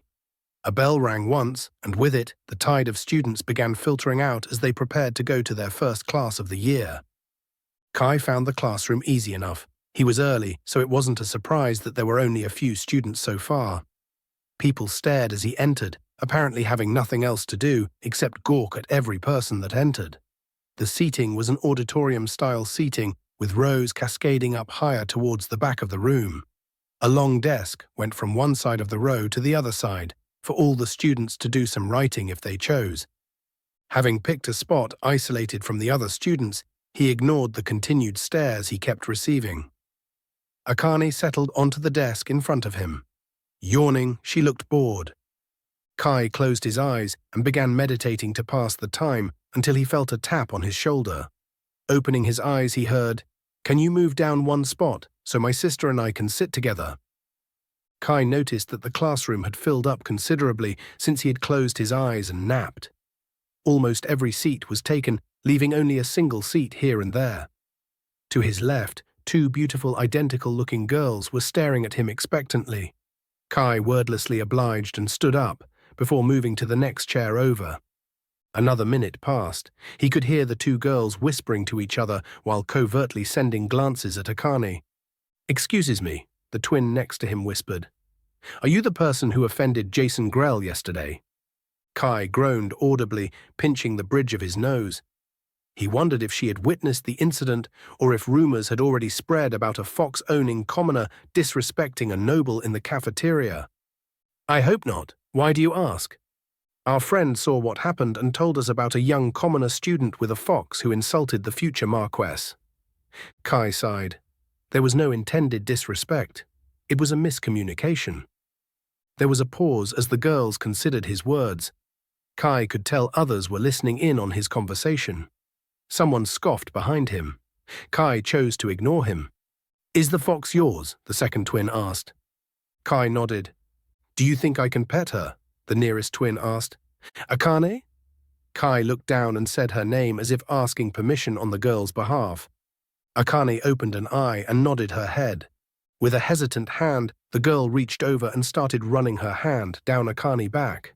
Within seconds, she was enthralled, going for another stroke, and then another. Almost mesmerized. "It's so soft," she said absently. "That's inappropriate," the second twin informed the other, her cheeks puffing up. "I don't care. She feels heavenly." The nearest twin was squeezing her hand into Akane's fur, completely ignoring the looks around the room. Her sister watched on with envy obvious on her face. "Can I feel too?" she finally asked, already half out of her seat. Akane nodded her consent. Both girls were now petting Akane, the second even squealing a little. "My gods, it is so soft." "I know, right? Softer and smoother than anything I've ever felt," the first twin said. Akane rolled over onto her back and began pointing at her stomach. Getting the hint, the girls began rubbing and patting her belly. Akane's tail swished with happiness. Kai awkwardly watched on, half amused, half embarrassed. "What's her name?" asked the second twin. "Akane and I'm Kai," he said. "Jocelyn and Katie," she the first twin, pointing to herself first. "Is she for sale?" Katie asked, a disturbing gleam in her eye. Kai felt Akane tense for a second before she looked at him with her intelligent slitted eyes. He felt his back chill for a second, as if this would be one of the most important decisions of his life. "No, sorry." Instantly the chill vanished. With a pout, the twins didn't get to respond as the teacher walked in, all chatter instantly silencing. Chapter 17. History. An old, withered man shuffled to the front of the classroom. His gait was slow but steady. He sported a comically full grey beard reaching down past his waist, looking like a true ancient wizard. With an appearance so old that there was little to doubt he had seen much of the history he was about to teach. The room waited silently for him to begin. "Good morning, class. It is a pleasure to welcome those of you who are new to this academy, and a welcome back to students who passed on taking this class during their previous year. Before I begin, I am required to make an announcement on behalf of the school. First, students are not allowed in the dormitory of the opposite sex. Being caught will result in immediate expulsion from the Ashbourne Academy. No exceptions. Regarding your classes, your job as new adults and students is to listen and learn. There will be no attendance taken. If you want to learn, then come to class, otherwise I don't care what you do. There will be no need to take notes if you do not want to. Homework will not be assigned at this academy, and there will be no grades at all. You have paid to come here to learn, and it will be up to you as for how much learning you do. The old man spoke slowly, his voice dull yet clear. Immediately a student stood up, a blonde-haired teen. He looked unfazed by the attention as he walked out of his aisle and out of the classroom. The second he had left, a few other students stood up and followed. Kai estimated there were about 20 students remaining. The teacher silently watched the entire time, with no reaction on his wrinkled face. After the final student had left, the teacher turned to the rest.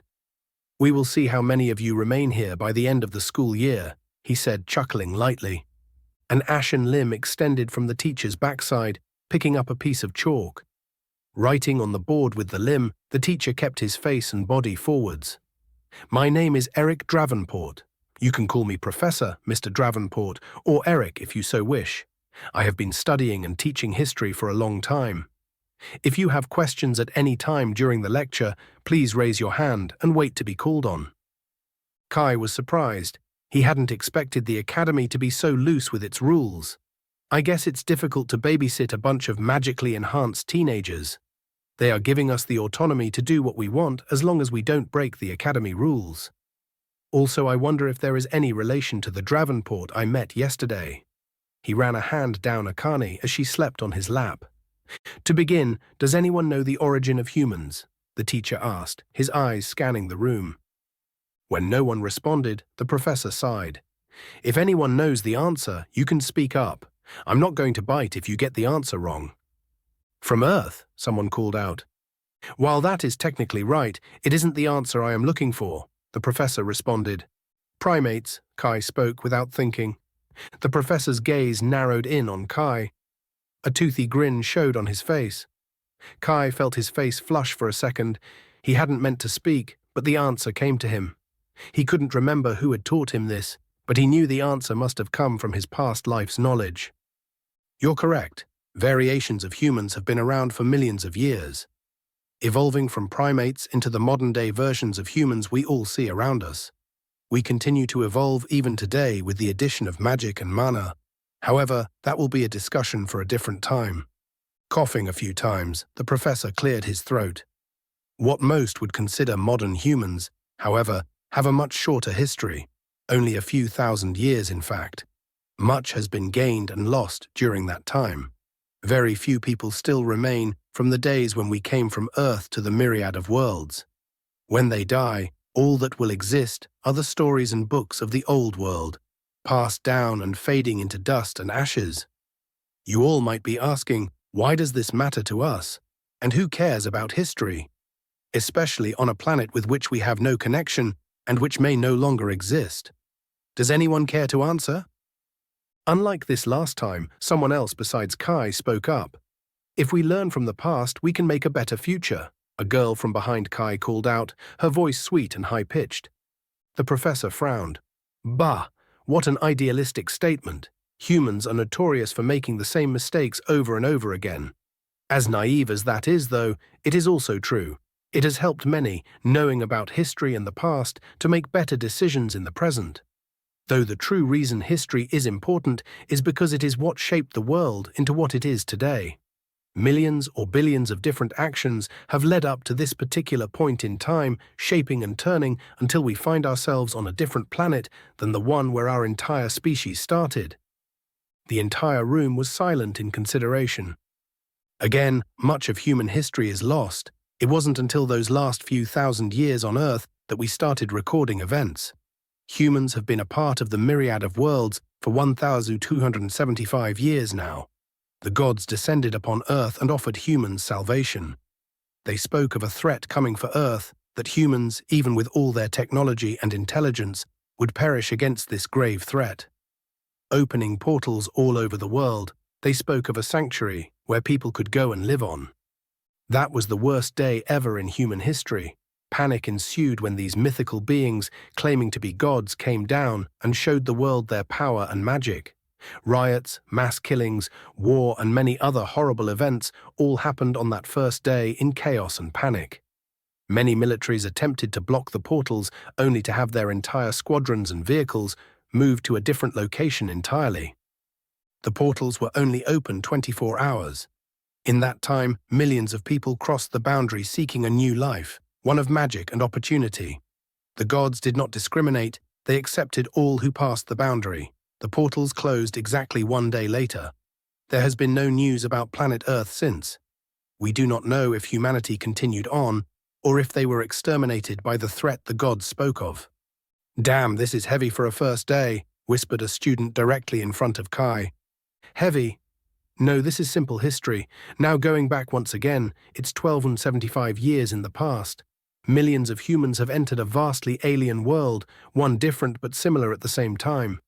No longer at the top of the food chain, these millions of humans had to prosper or die. All the portals on Earth delivered the humans to a planet now named New Earth, a planet created by the gods solely for the beginning of our story here in the Myriad of Worlds. In those first 10 years, it's hard to estimate, but I'd wager nearly a third of humanity died. It's not like today where magic and power are a part of our everyday life. Back then, people went from being ordinary mortals their entire life to suddenly possessing magic. There was no manual, no guides, no teachers. Humans had to fend for themselves and prove themselves worthy of joining the Myriad of Worlds. It took 50 years. It was only then the gods deemed the humans worthy of joining the rest of the species across the Myriad of Worlds. A world teleporter was built in the holy city of Zanilia, one that is connected to all other world teleporters across the Myriad of Worlds. From there, humans were able to explore and travel to other planets. At the same time, the very same was true for the other sentient races. They could travel to New Earth, the professor said. Kai had only been 26 when he died, about 23 years before the teleporter to the other worlds became available. Even to this day, he still hadn't met any other sentient beings of a different race. "I'm not sure how I would react to seeing other races." "Yes, what is your question?" the professor said to a male student in the first row who had their hand raised. "Professor, how old is the Myriad of Worlds?" the bulky student asked. Rubbing his hand down his majestic beard, his eyes and head tilted up in thoughtful consideration. "I don't rightly know. Again, this is something only the gods can answer, since they claim to have created this world of worlds for its inhabitants. But there are other races who claim to have been residing in the Myriad of Worlds for over 250,000 years. So you can imagine how far behind humans are when compared to these other races."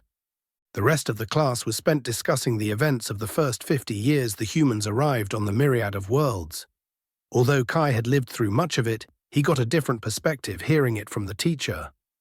He didn't remember much of his first 10 years since he had stayed inside the city where his parents lived, sheltered from the outside world. However, they were the most turbulent times, with many people dying as they fought for resources, land, power, fortune, and against monsters. A few individuals of renown were brought up during the discussion. Kai had even met and fought with a few of them during his short previous life. Kai couldn't deny the pride he felt as they discussed the tasks and tremendous adversaries the first settlers faced. He had been a part of so much, helping to expand humanity's territory, saving people, and creating stability for everyone. At the same time, he also felt sadness set in. He had failed, been killed, even villainized, ending his coming-of-age story on a bitter note.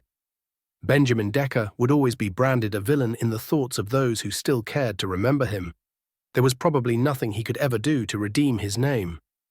A sharp pain pinched his thigh suddenly. Looking down, he could see Akane had bitten him. While Kai was thinking about the past, the class had ended. Most of the students had left already. "I'm going to skip lunch, Akane. I'm not hungry." "Go find Hector or Andre if you're hungry." "Sorry," Kai said, his thoughts still going back to the past. Shaking his head at the absurdity of a fox completely understanding him, he noticed Akane nod once before jumping off his lap and wandering out of sight. Slipping his bag over one shoulder, he began to walk down the aisle. He noticed the teacher's attention was on him as he still stood behind the podium. Kai nodded his head once towards the teacher. "Thank you for the class. I found it very interesting," he said. Kai wasn't attempting to brown nose, but honestly did find the entire class fascinating since it was relevant to his past. "I thank you for being engaged and finding the class entertaining. Few students find history to be fun or relatable, thus most dismiss it," the professor responded, a small smile on his wrinkled face. "If you don't mind me asking, were you alive during the transition from Earth to the Myriad of Worlds?" Kai asked the teacher. An even wider smile graced the teacher's face. Yes, I was. How did you figure it out?" "How do I say? I had an inkling, I guess.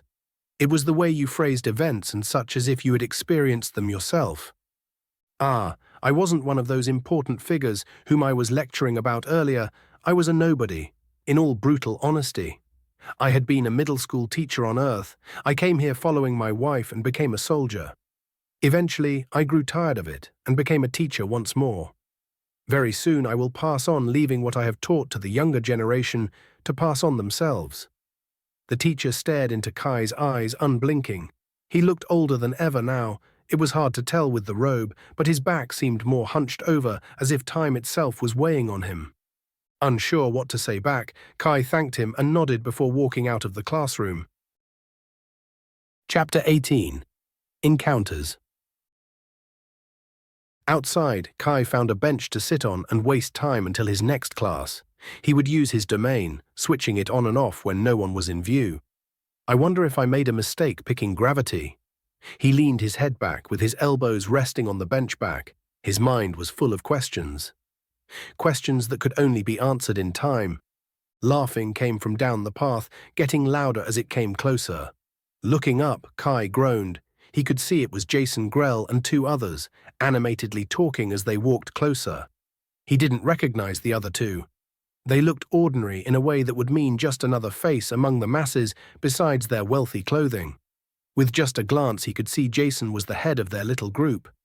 Kai knew it was pointless in trying to hide when Jason made eye contact and halted on the path. He said something to the other two as their gazes locked onto him. An ominous smirk appeared on Jason's face. Discreetly looking around, Kai could see no one else was near, eliciting another groan. In a matter of moments, the three surrounded Kai on the bench and were glaring down at him. He would have to climb over the back of the bench to escape, which would look ridiculous. "Look who it is. What are you doing out here? Your friends already abandon you." His tone was nasty. He spun his head, glancing around the grounds. "Where is your little pet?" Kai tried acting calm. His mind was spinning, trying to figure out what to do. He didn't want to instigate anything with them. He refocused on Jason, who appeared to be getting angrier by the second. "Ignoring me? Am I not good enough to converse with?" The situation was turning worse by the second, but he didn't know what to say. "Is there something I can do for you, Lord Grell?" Kai asked neutrally, his voice even and controlled, as he attempted to appear unfazed by the three higher-level thugs trying to intimidate him. "Yes, as a matter of fact. Get the hell out of our school. Your kind doesn't belong here. This is a prestigious academy for nobles, not for common trash like you dirtying and using our facilities. The academy is open to all who can afford it, and I paid my way in same as you. Did you see the way he and his fox ate? They probably skipped meals on and off for years, saving to attend here," the larger minion called out. Just words. And you're not strong enough to break them in half, yet." "No, that's not it. My guess? Must have been his mother. Only the gods know how many times she spread her legs to make enough coin for you to be able to attend school here." Jason snickered. His two minions laughed. Kai stood up rapidly. He seethed with anger. He knew full well he couldn't start a fight outside of a duel. "I swear I'm going to kill this moron one day." His knuckle popped as he squeezed his fists, but he forced himself to stay still.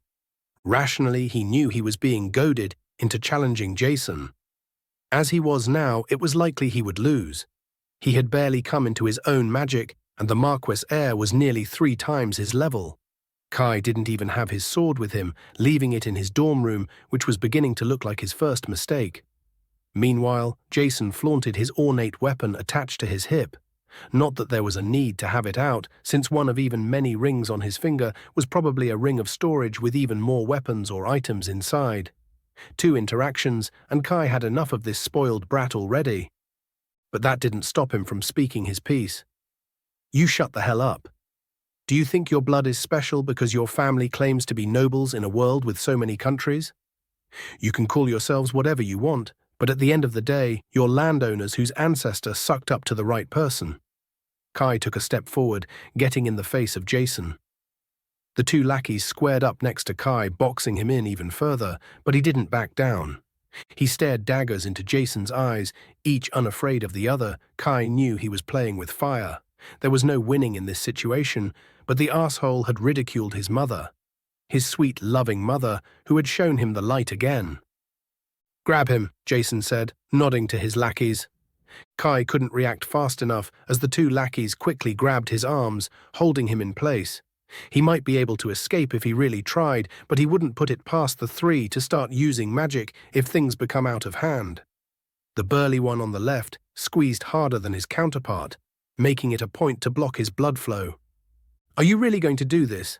It's against the rules. Kai winced in pain. I'll just tell the enforcement department about you assaulting me under the truth orb. Jason froze for a second before he laughed.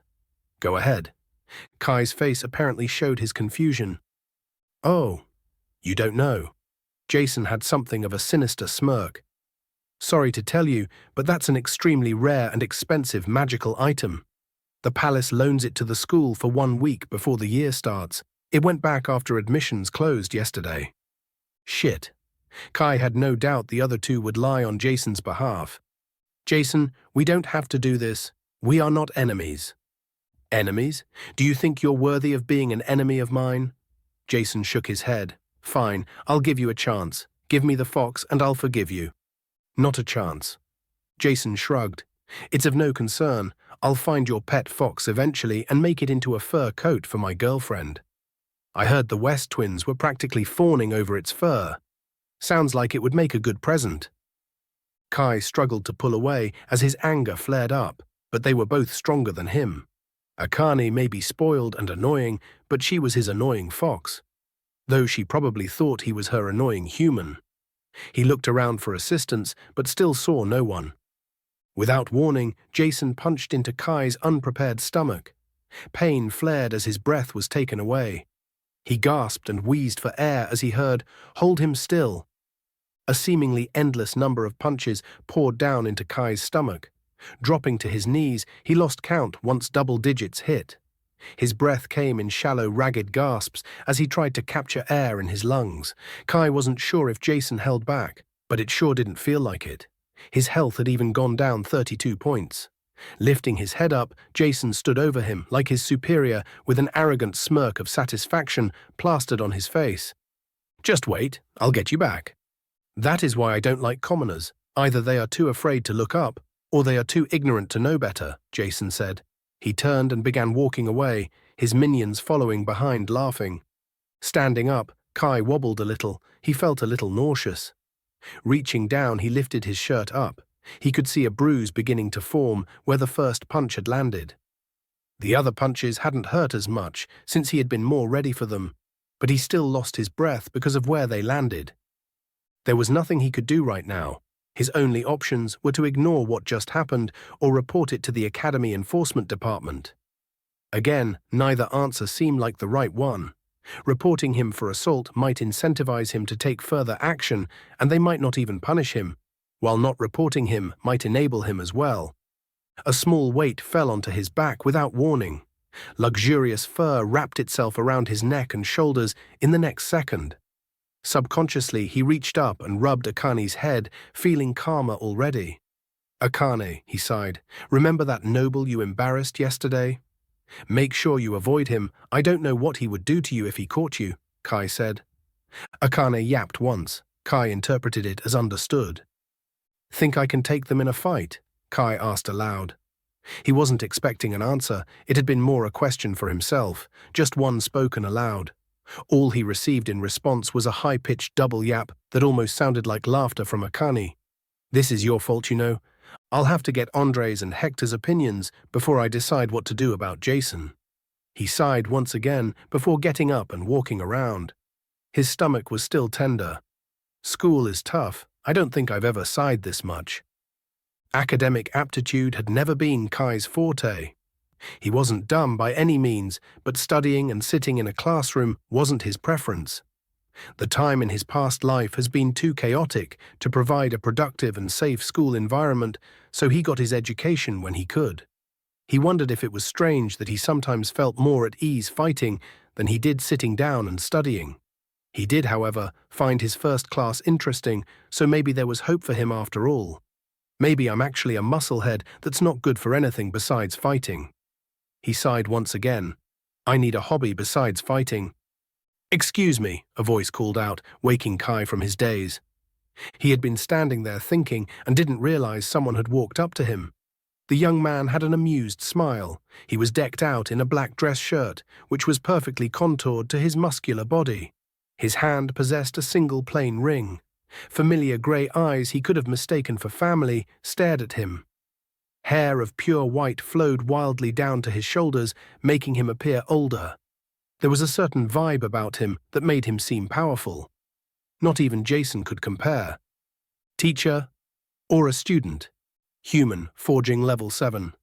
A student then. Apologies, I wasn't paying attention, Kai said, watching the grey eyes flicker between him and Akane. After finally settling on Kai, the man said, Not to worry, I often find myself lost in thought. I saw what happened and thought I should apologize on behalf of Jason Grell. It seems his family's new rank of Marquess has gotten to his head. Just another sad example of why commoners dislike the nobility. Kai's eyes widened in surprise. He hadn't expected an apology, especially one from another noble on behalf of some asshole. Either the man in front of him was oddly sincere, or he was playing a wider game that Kai couldn't see. It's not like you had anything to do with what just happened. I appreciate the sentiment all the same, Kai said as he nodded and began walking away. I don't think you should fight him, the young man called out of the blue, his voice low. Kai turned, giving the man a questioning look. I heard what you said aloud. I have no doubt you have your own merit for being here, but you shouldn't underestimate the people who come to this academy. The nobility here always wins the end-of-year tournament. Only once, since the school opened hundreds of years ago, has a commoner won, and that was about 6 years ago, the mysterious man said. Garen. Dad did say he finally took first place in his 3rd year.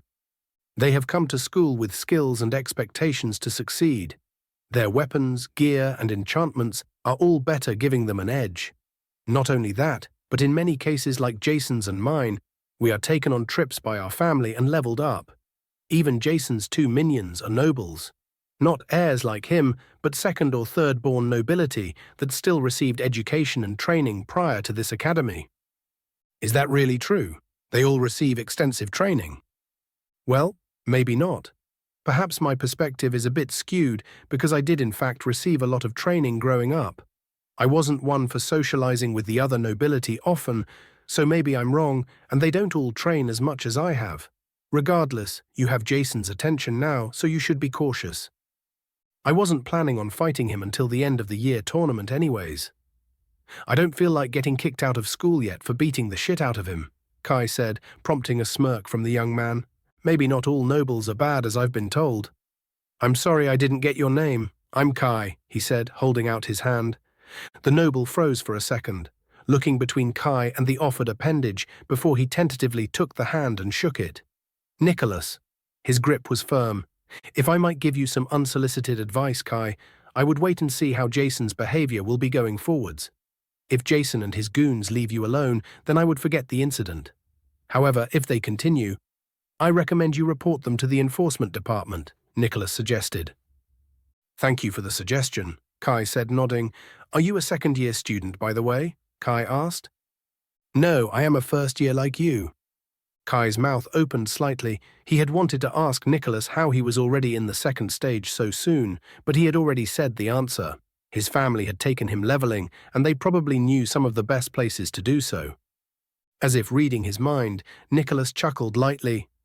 Gaining levels is easy if you know where to hunt, at least initially. The first realm is by far the faster to level through, as you can guess, Nicholas said. Damn. Nicholas is already almost a full stage above me, and I somehow must beat him in the final tournament if I want to go to Titan Prime. Just my luck. A bell rang out across the campus, signaling the end of lunch and the start of the afternoon class shortly. I'm sure I'll see you around, Kai. Until then. Chapter 19, Intro to Magic. Arriving at his next class, Kai noticed the room was larger than the last. He wouldn't have been surprised if at least half of the first-year students were present. Again, he was unfamiliar with everyone in the room, so he picked a seat at the edge of the third row. If his first teacher had looked like he was teetering at the edge of death, this one was the opposite, only appearing a few years older than the students in the room. She already stood at the podium wearing a decorative lavender robe trimmed with silver highlights and coupled with a medium blue cloak. Her hair was a strange blue color, nearly matching her cloak. Humming to herself, she greeted every student who walked in, not being discouraged when a student didn't greet her back. A few minutes later she began. Hello students, it's lovely to meet you all. I am Tina Lele, your professor for Introduction to Magic. All of you should have heard about the Academy's policy and standards in your first class of the day. In case you didn't, then shame on you for being late or skipping, she said with a smile. All right, I'm not quite as jaded as some of my colleagues, so if you have a question, you can interrupt me, but please do not interrupt another student. Righto, Intro to Magic. Let me ask the most blaring question. What is magic?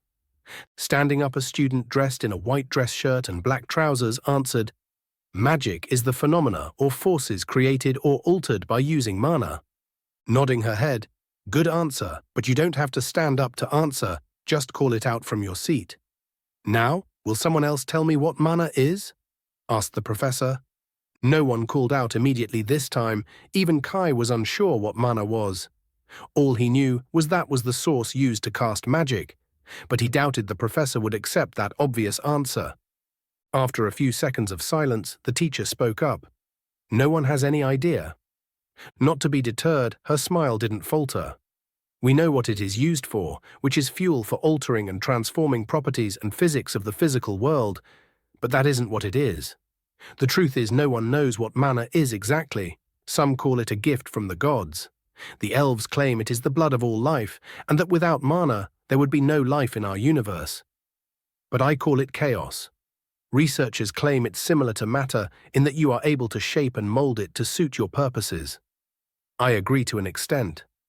I believe mana is chaos incarnate, energy or material both physical and abstract that can shape or alter the very essence of the world and life itself. Something controllable and yet uncontrollable. Professor, I thought Earth didn't have magic, so how did humans come about, if what the elves say is true? Another student stated. There are two possible answers to that question. Does anyone want to take a shot? Immediately, a random student called out, there was no mana, and Earth was a freak accident. Professor Lael nodded. And the other? There was mana on Earth, answered Kai.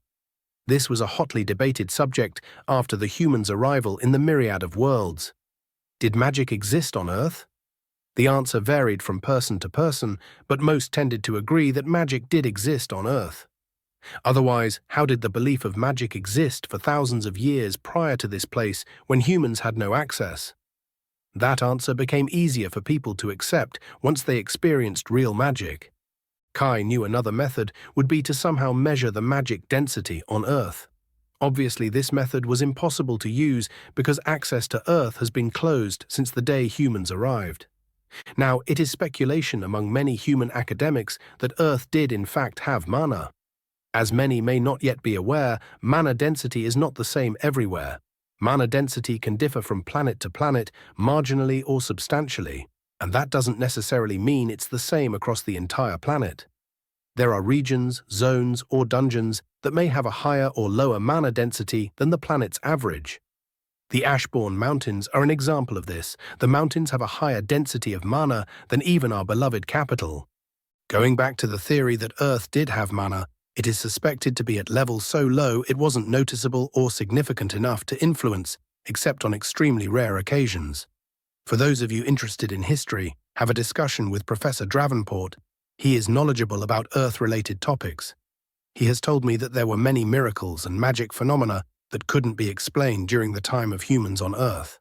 I don't know if mana facilitated the existence of humans, if the gods helped create us, or if we are simply freak accidents. What I do know is that humans have integrated with mana just as well as other species, the teacher said, finishing top with a smile as she hummed to herself. The teacher looked across the room, a beautiful melody still being hummed, her blue eyes locked onto Kai's momentary. Does anyone know what mana and magic do to and for the body? It makes us stronger, asked a brown-haired student meekly. Why are you phrasing your answer as a question? The teacher shrugged when the student lowered herself further in her chair, wanting to be unseen. Yes, as you kill beings or just live your life without combat, your body increases its potential, though one will increase it faster than the other. The actually accepted terminology is gaining experience. Experience increases your body's potential to hold and fuse with more mana. The more mana fused within, the stronger and more perfect form of itself it will become. The skills you develop are the product of mana and its chaos changing your form on a level so small you can't even see. What is curious is your ability to decide in which way your body improves. We call this your attributes.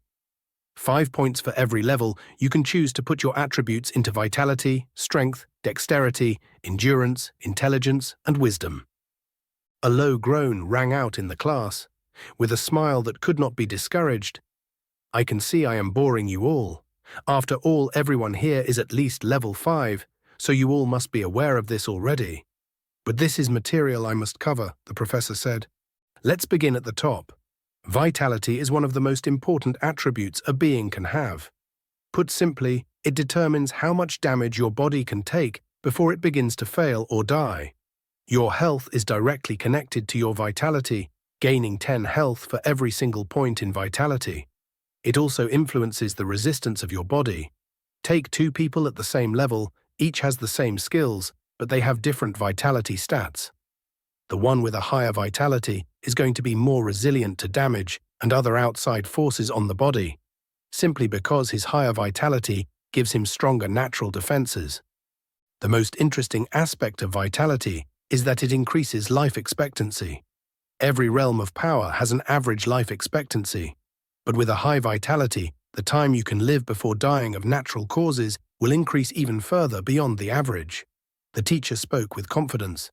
Her words were clear and concise, as if they had been spoken right next to Kai's head. A lot of students perked up at the last part. Kai could hear scribbles of quills on paper as people tried to copy the professor's words. The young man next to him was writing everything down word for word. Kai was aware of most of what the teacher was stating.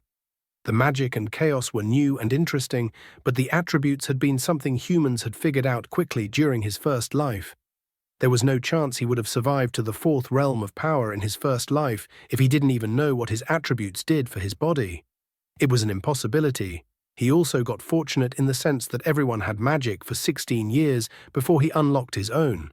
So he didn't have to guess or experiment since people had done that already, even though the attribute names were self-explanatory. After the last sound of everyone scribbling had stopped, the professor continued, "Strength is simple. It simply makes your physical body stronger. You will be able to exert more force when fighting or lifting objects. Again, let's take 2 people pushing against each other. One has a higher strength than the other. Many would assume the one with higher strength would win, even if it's by 1 single point. But that isn't the case at all. The person with the lower strength may have a higher endurance, which may eventually allow that person to squeeze out victory after a prolonged battle," she said, pausing, as she waited for the students to finish their notes again. Or the person with a larger body and more muscle mass may be capable of beating someone smaller, but with higher strength attribute. So natural strength helps greatly influence a being's strength, a student asked. Professor Lale shook her head. Not greatly, but it does help, and it very much depends on the species and difference between the two. Let's take an ogre and a human with no skills or abilities. For this example, if the ogre has 100 strength and the human has 110 strength, you might think the human would win simply because he has a higher strength. But that is not true. The ogre would win. Ogres are impressive physical specimens, built solidly and outrageously strong naturally. Their natural strength will easily make up the pitiful difference of 10 strength and more. As to how much? Well, that's not easy to determine without extreme studies, and obviously it varies from individual to individual. And you might be thinking to yourselves, "That's not fair," she mocked in a higher pitch. Guess what? That's life. It isn't ever going to be fair. Coming up next, we have dexterity. It doesn't just solely improve the speed of a person, but reflexes and balance as well. Think about it. The more fluid and graceful your movements, the less stamina you will use. Dexterity will increase your hand-eye coordination and precision. The professor paused mid-sentence. Every student began looking up at her in question. She was frowning. It was the first time since she began that she didn't have a smile on her face. "Am I boring you?" she asked aloud, her eyes targeted at a student in the back. Kai, like many of the other students, turned to see whom she was staring. The student's smirk was frozen, his eyes shifting around as he noticed all the attention was on him. A miniature fireball was floating above his palm, apparently having been caught playing around with his magic. "Leave," the professor commanded. Kai could tell that the word wasn't a normal command, but one laced with magic. The fireball in the student's hand winked out as if it hadn't existed. The student responsible for the disturbance stared at his hand in confusion. "Report to the enforcement office. Wait for me to arrive there." The student stood and gloomily walked to the exit. Once gone, the professor smiled at the class once more. "There is no magic allowed in the classroom at all times unless in self-defense. I hope there will not be a repeat." The chills overcame Kai for a moment. His happy-go-lucky professor's personality had suddenly taken a 180, only to go back to the peppy professor once more. "Let's continue. Endurance is your stamina. The same rates apply to your vitality.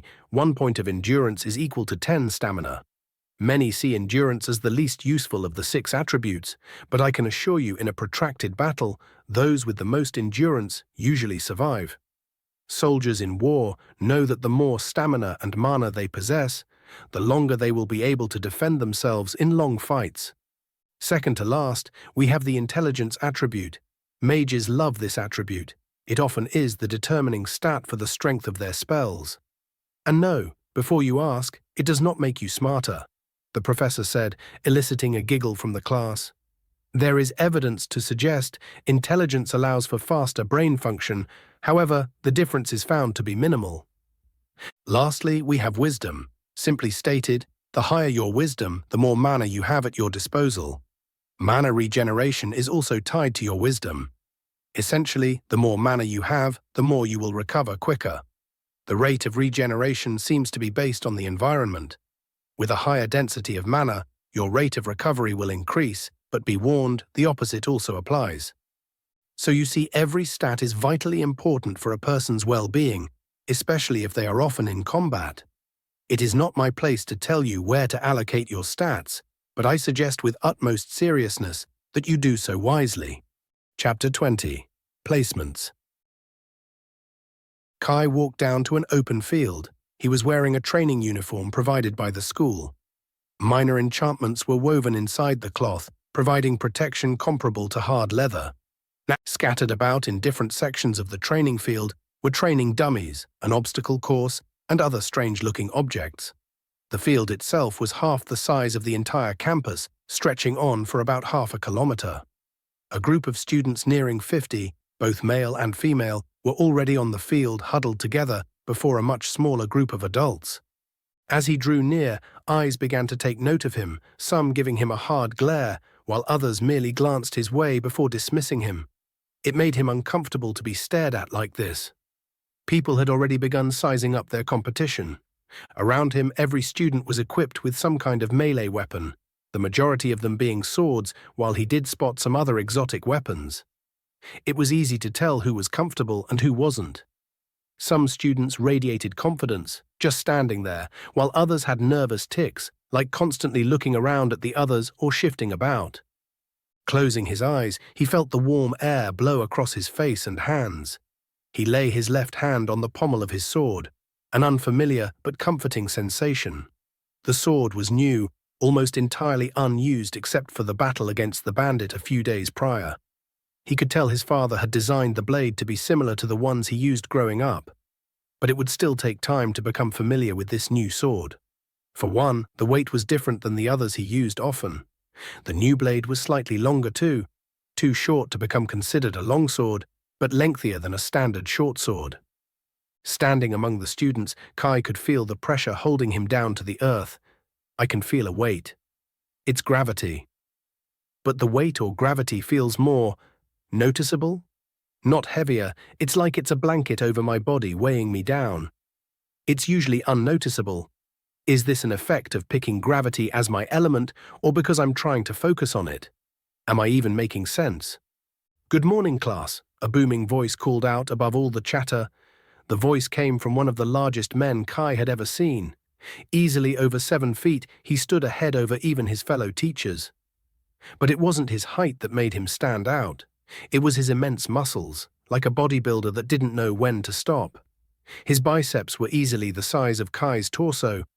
"I said good morning," he yelled even louder. "Good morning, instructor," screamed back the entire class. "Better, I thought for a second I was going to be teaching some undead shitbags." He nodded once. "Now on to business. I am Sven, lead melee combat instructor of the Ashbourne Academy. Some ground rules before we begin our melee combat training. There will be no unsupervised fights at all. Magic will not be permitted during any fight, unless in a life-saving emergency or until the second half of the year in fights against instructors only. I repeat, this is a non-magic class for the next 5 months." He gave the students a hard glare. "What happens on the field will stay on the field. I don't care if you get your ass kicked so badly it hurts your feelings and your ancestors' feelings. Cry, whine, and pout all you want. But whatever happens during this class will stay in this class. Understand me?" His tone turned dark, with a slight edge to it. Kai had a feeling that some students would still bring their grievances off the field. A chorus of yes and agreements rang out. The energy in the class changed. "Today we will be testing your melee combat ability. All I want to see today is you try your best so we can accurately place you in a group of equally skilled peers. We need to separate you all into groups so you may receive training equal to your skill level. Your stats will make no difference in our criteria when we are evaluating you. When Instructor Fervor calls your name, I would like you to approach the designated area.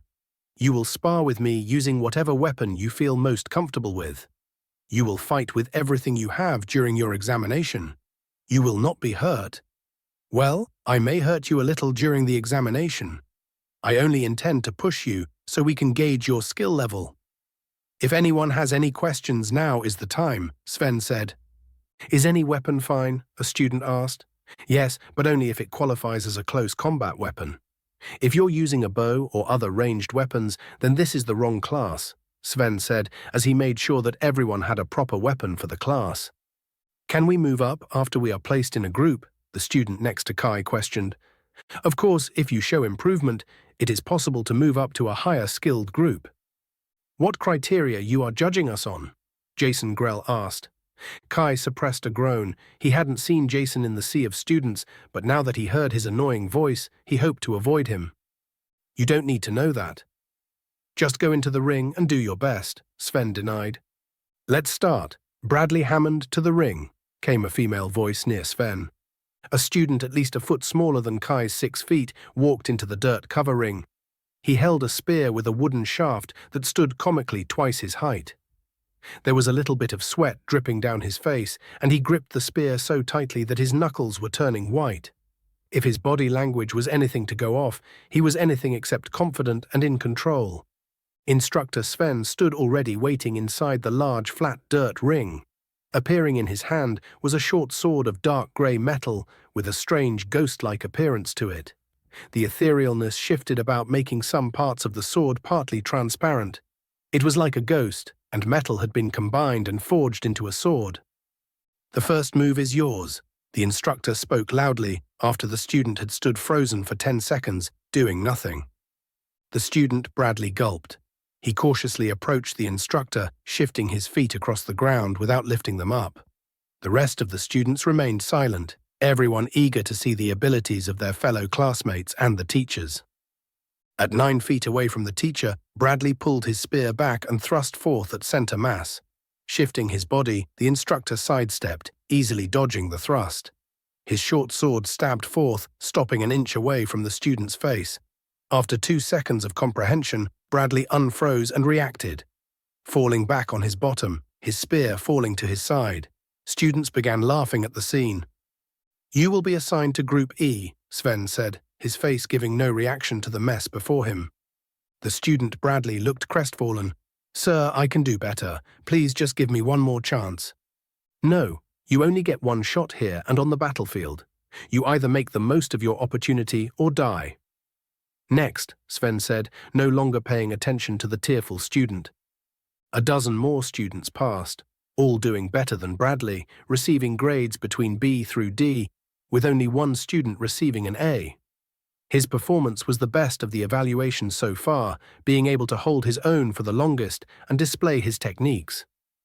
"Next, Nicholas Gilmanash," Sven called out. Instantly people began chattering and whispering, "It's the prince's turn, and I wonder how he's going to do."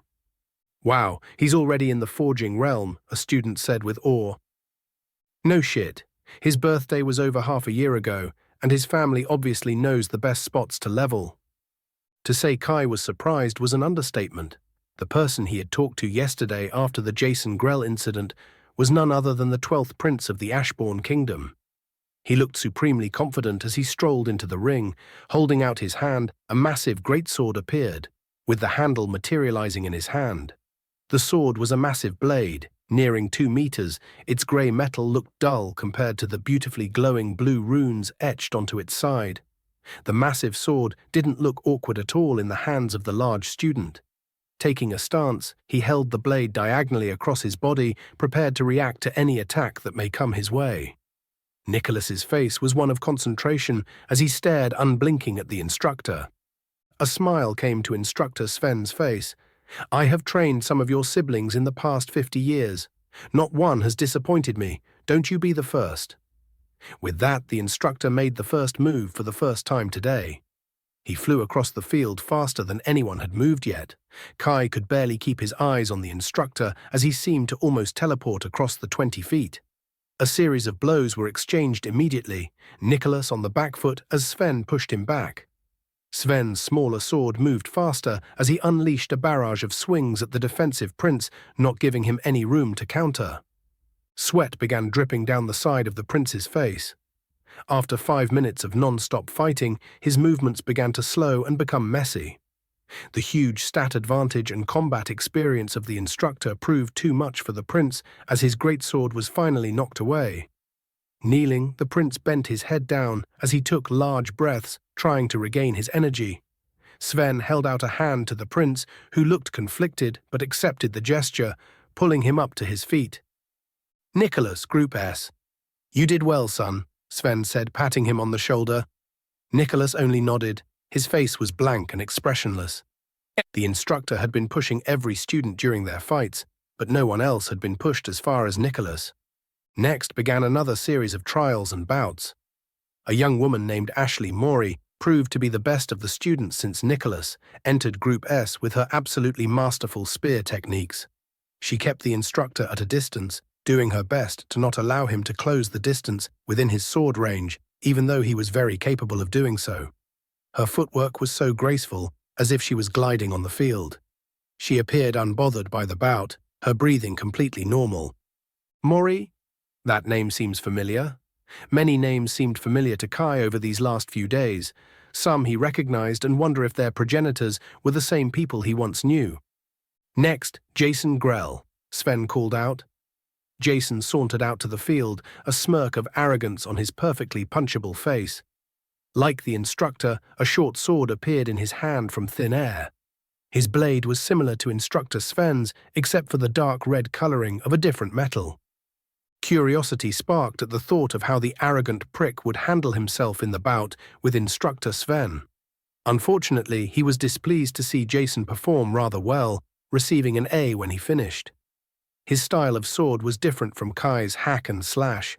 Jason often tried parrying and feints to trick his opponent, but Sven didn't seem to fall for them. Group A? Are you sure there isn't a mistake, sir? No mistake, Jason. You performed well, but there are plenty of areas you can improve in. Not liking the response, Jason's eyes narrowed as he simmered in anger, his hands trembling slightly. Turning away, he walked back to the group of students, most making a path for him to walk through. Kai purposely avoided eye contact with Jason, but couldn't help a small smirk at seeing him incensed. The next fight began without any fanfare. Another spear user that Kai could tell at a glance who was not comfortable on the field. Feeling a tap on the shoulder, Kai turned around to see the Group S, Ashley standing behind him. She had an alluring smile on her beautiful face. Unlike all the other students present, she had not worn the training uniform. Instead, she had a short-sleeved shirt and pants on that both seemed a size too small. Her large brown eyes glowed slightly as she stared at him, with eyes identical to a predator observing its prey. And he was the prey. "Hi," she chirped. Hi, can I help you?" Kai responded awkwardly, his eyes shifting left to right as people began to take notice. "I thought I would introduce myself. I'm Ashley."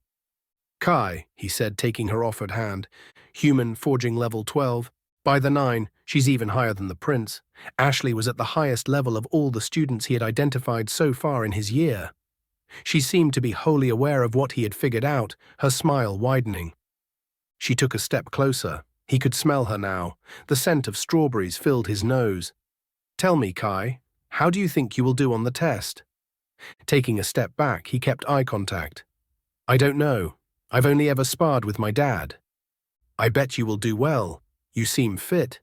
And you have such a presence," she said, twirling her brown hair with her finger, a glimmer in her eyes. She took another step closer. Kai's cheeks unconsciously flushed red for a second. He cursed his teenage hormones. Is she flirting or playing with me? Kai realized the situation was turning weird. Most of the students were paying attention to him and Ashley, and not the ongoing fight. A few were even openly glaring at him, jealous of the fact that she was talking to him and not them. "Easy, Ash. Can't you tell he's uncomfortable?" Nicholas said, walking over to the two. "I hate it when you call me that, Nicky," she said, giving a cute pout. Kai stood awkwardly to the side as the two started bantering back and forth. Finished with their banter, Nicholas turned to Kai. "I'll have to apologize for this one. She's a natural flirt and used to getting her way." He grabbed her wrist and started dragging her away. "Come on, Ash, leave the poor guy alone." Breaking free, she suddenly grabbed and wrapped her arms around his own, effectively attaching herself like a parasite to him. "No, Kai and I are friends now," Ashley claimed, sticking her tongue out at Nicholas. "You'll have to excuse her. She has single child syndrome and doesn't get told no enough." Nicholas shook her head with an exaggerated sigh. "I don't think that's solely limited to single children. My youngest sister also gets her way all the time." Kai lightly smiled. It hadn't even been a week, but he already missed his sister and his family. "Well, I'm the youngest and I don't get my way," Nicholas joked. Both Kai and Ashley laughed at that. "Prince Nicholas and Lady Ashley, it's a pleasure to see you both again," the bane of his current existence at school said as he strolled up to the group. "Fuck off, Jason," Ashley spat without warning, her eyes slits as she shot him a venomous look. Kai coughed. "I'm in love," he joked inside his head. Jason's eyes darkened for a second. Kai covered his mouth with his hand, hiding his shocked cough, which didn't go unnoticed by Jason as his fierce glare focused on him before shifting back to Ashley. "Don't be like that, Ashley. We are both nobles of this kingdom and our families are old friends. You should have thought about that before you touched my ass, you slimy piece of shit. My grandfather would have killed you if I didn't convince him that you weren't worth the trouble of hearing your father cry to the king," Ashley hissed, clinging tighter to Kai's arm.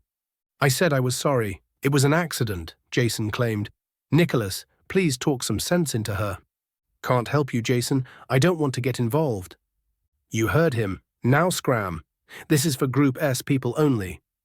Having struck a nerve, he raised his hand briefly before thinking better and lowering it, eliciting a knowing smirk from Ashley. Kai took a step forward instinctually in case Jason had tried to hit Ashley, not that she needed his protection when she was at a higher level than both Jason and Kai combined. Then what is this commoner trash doing here? Again, Kai's action didn't go unnoticed by Jason. Don't worry about it, he's fine where he is. Besides, I bet he will do better than you. Now, you need to get lost. I'm tired of repeating myself, she made a shooing motion. This waste? He's not even level 30 yet. I doubt he even knows how to fight. Jason looked insulted and enraged. Stunned, Kai was wondering how the hell he got stuck between these two. A thoughtful expression came over Jason's face. How about a wager? You say this trash is going to do better than me. I know he won't. If the waste doesn't get graded an S, you will forgive me? Ashley scoffed. Fine, but what if he makes S rank? Ashley's response caused Jason to laugh. Won't happen, but what do you want in the case of that fairy tale coming true? Kai stood to the side, still attached to Ashley, watching in disbelief as the two make a wager about him without his input or approval. Nicholas was smiling, finding the conversation funny. You don't have anything worthy of my forgiveness, but your boots will do, I guess. No way, these were specially imported from another planet. Boots or nothing. If not, don't bother asking for forgiveness again, Ashley said, dismissively flipping her hair back. After a moment of consideration, Jason reluctantly nodded before sending a seething glare at Kai and walking off. Boy, if he didn't like you before, he definitely hates you now, Nicholas smirked. Kaismo Cineris, called the instructor at last.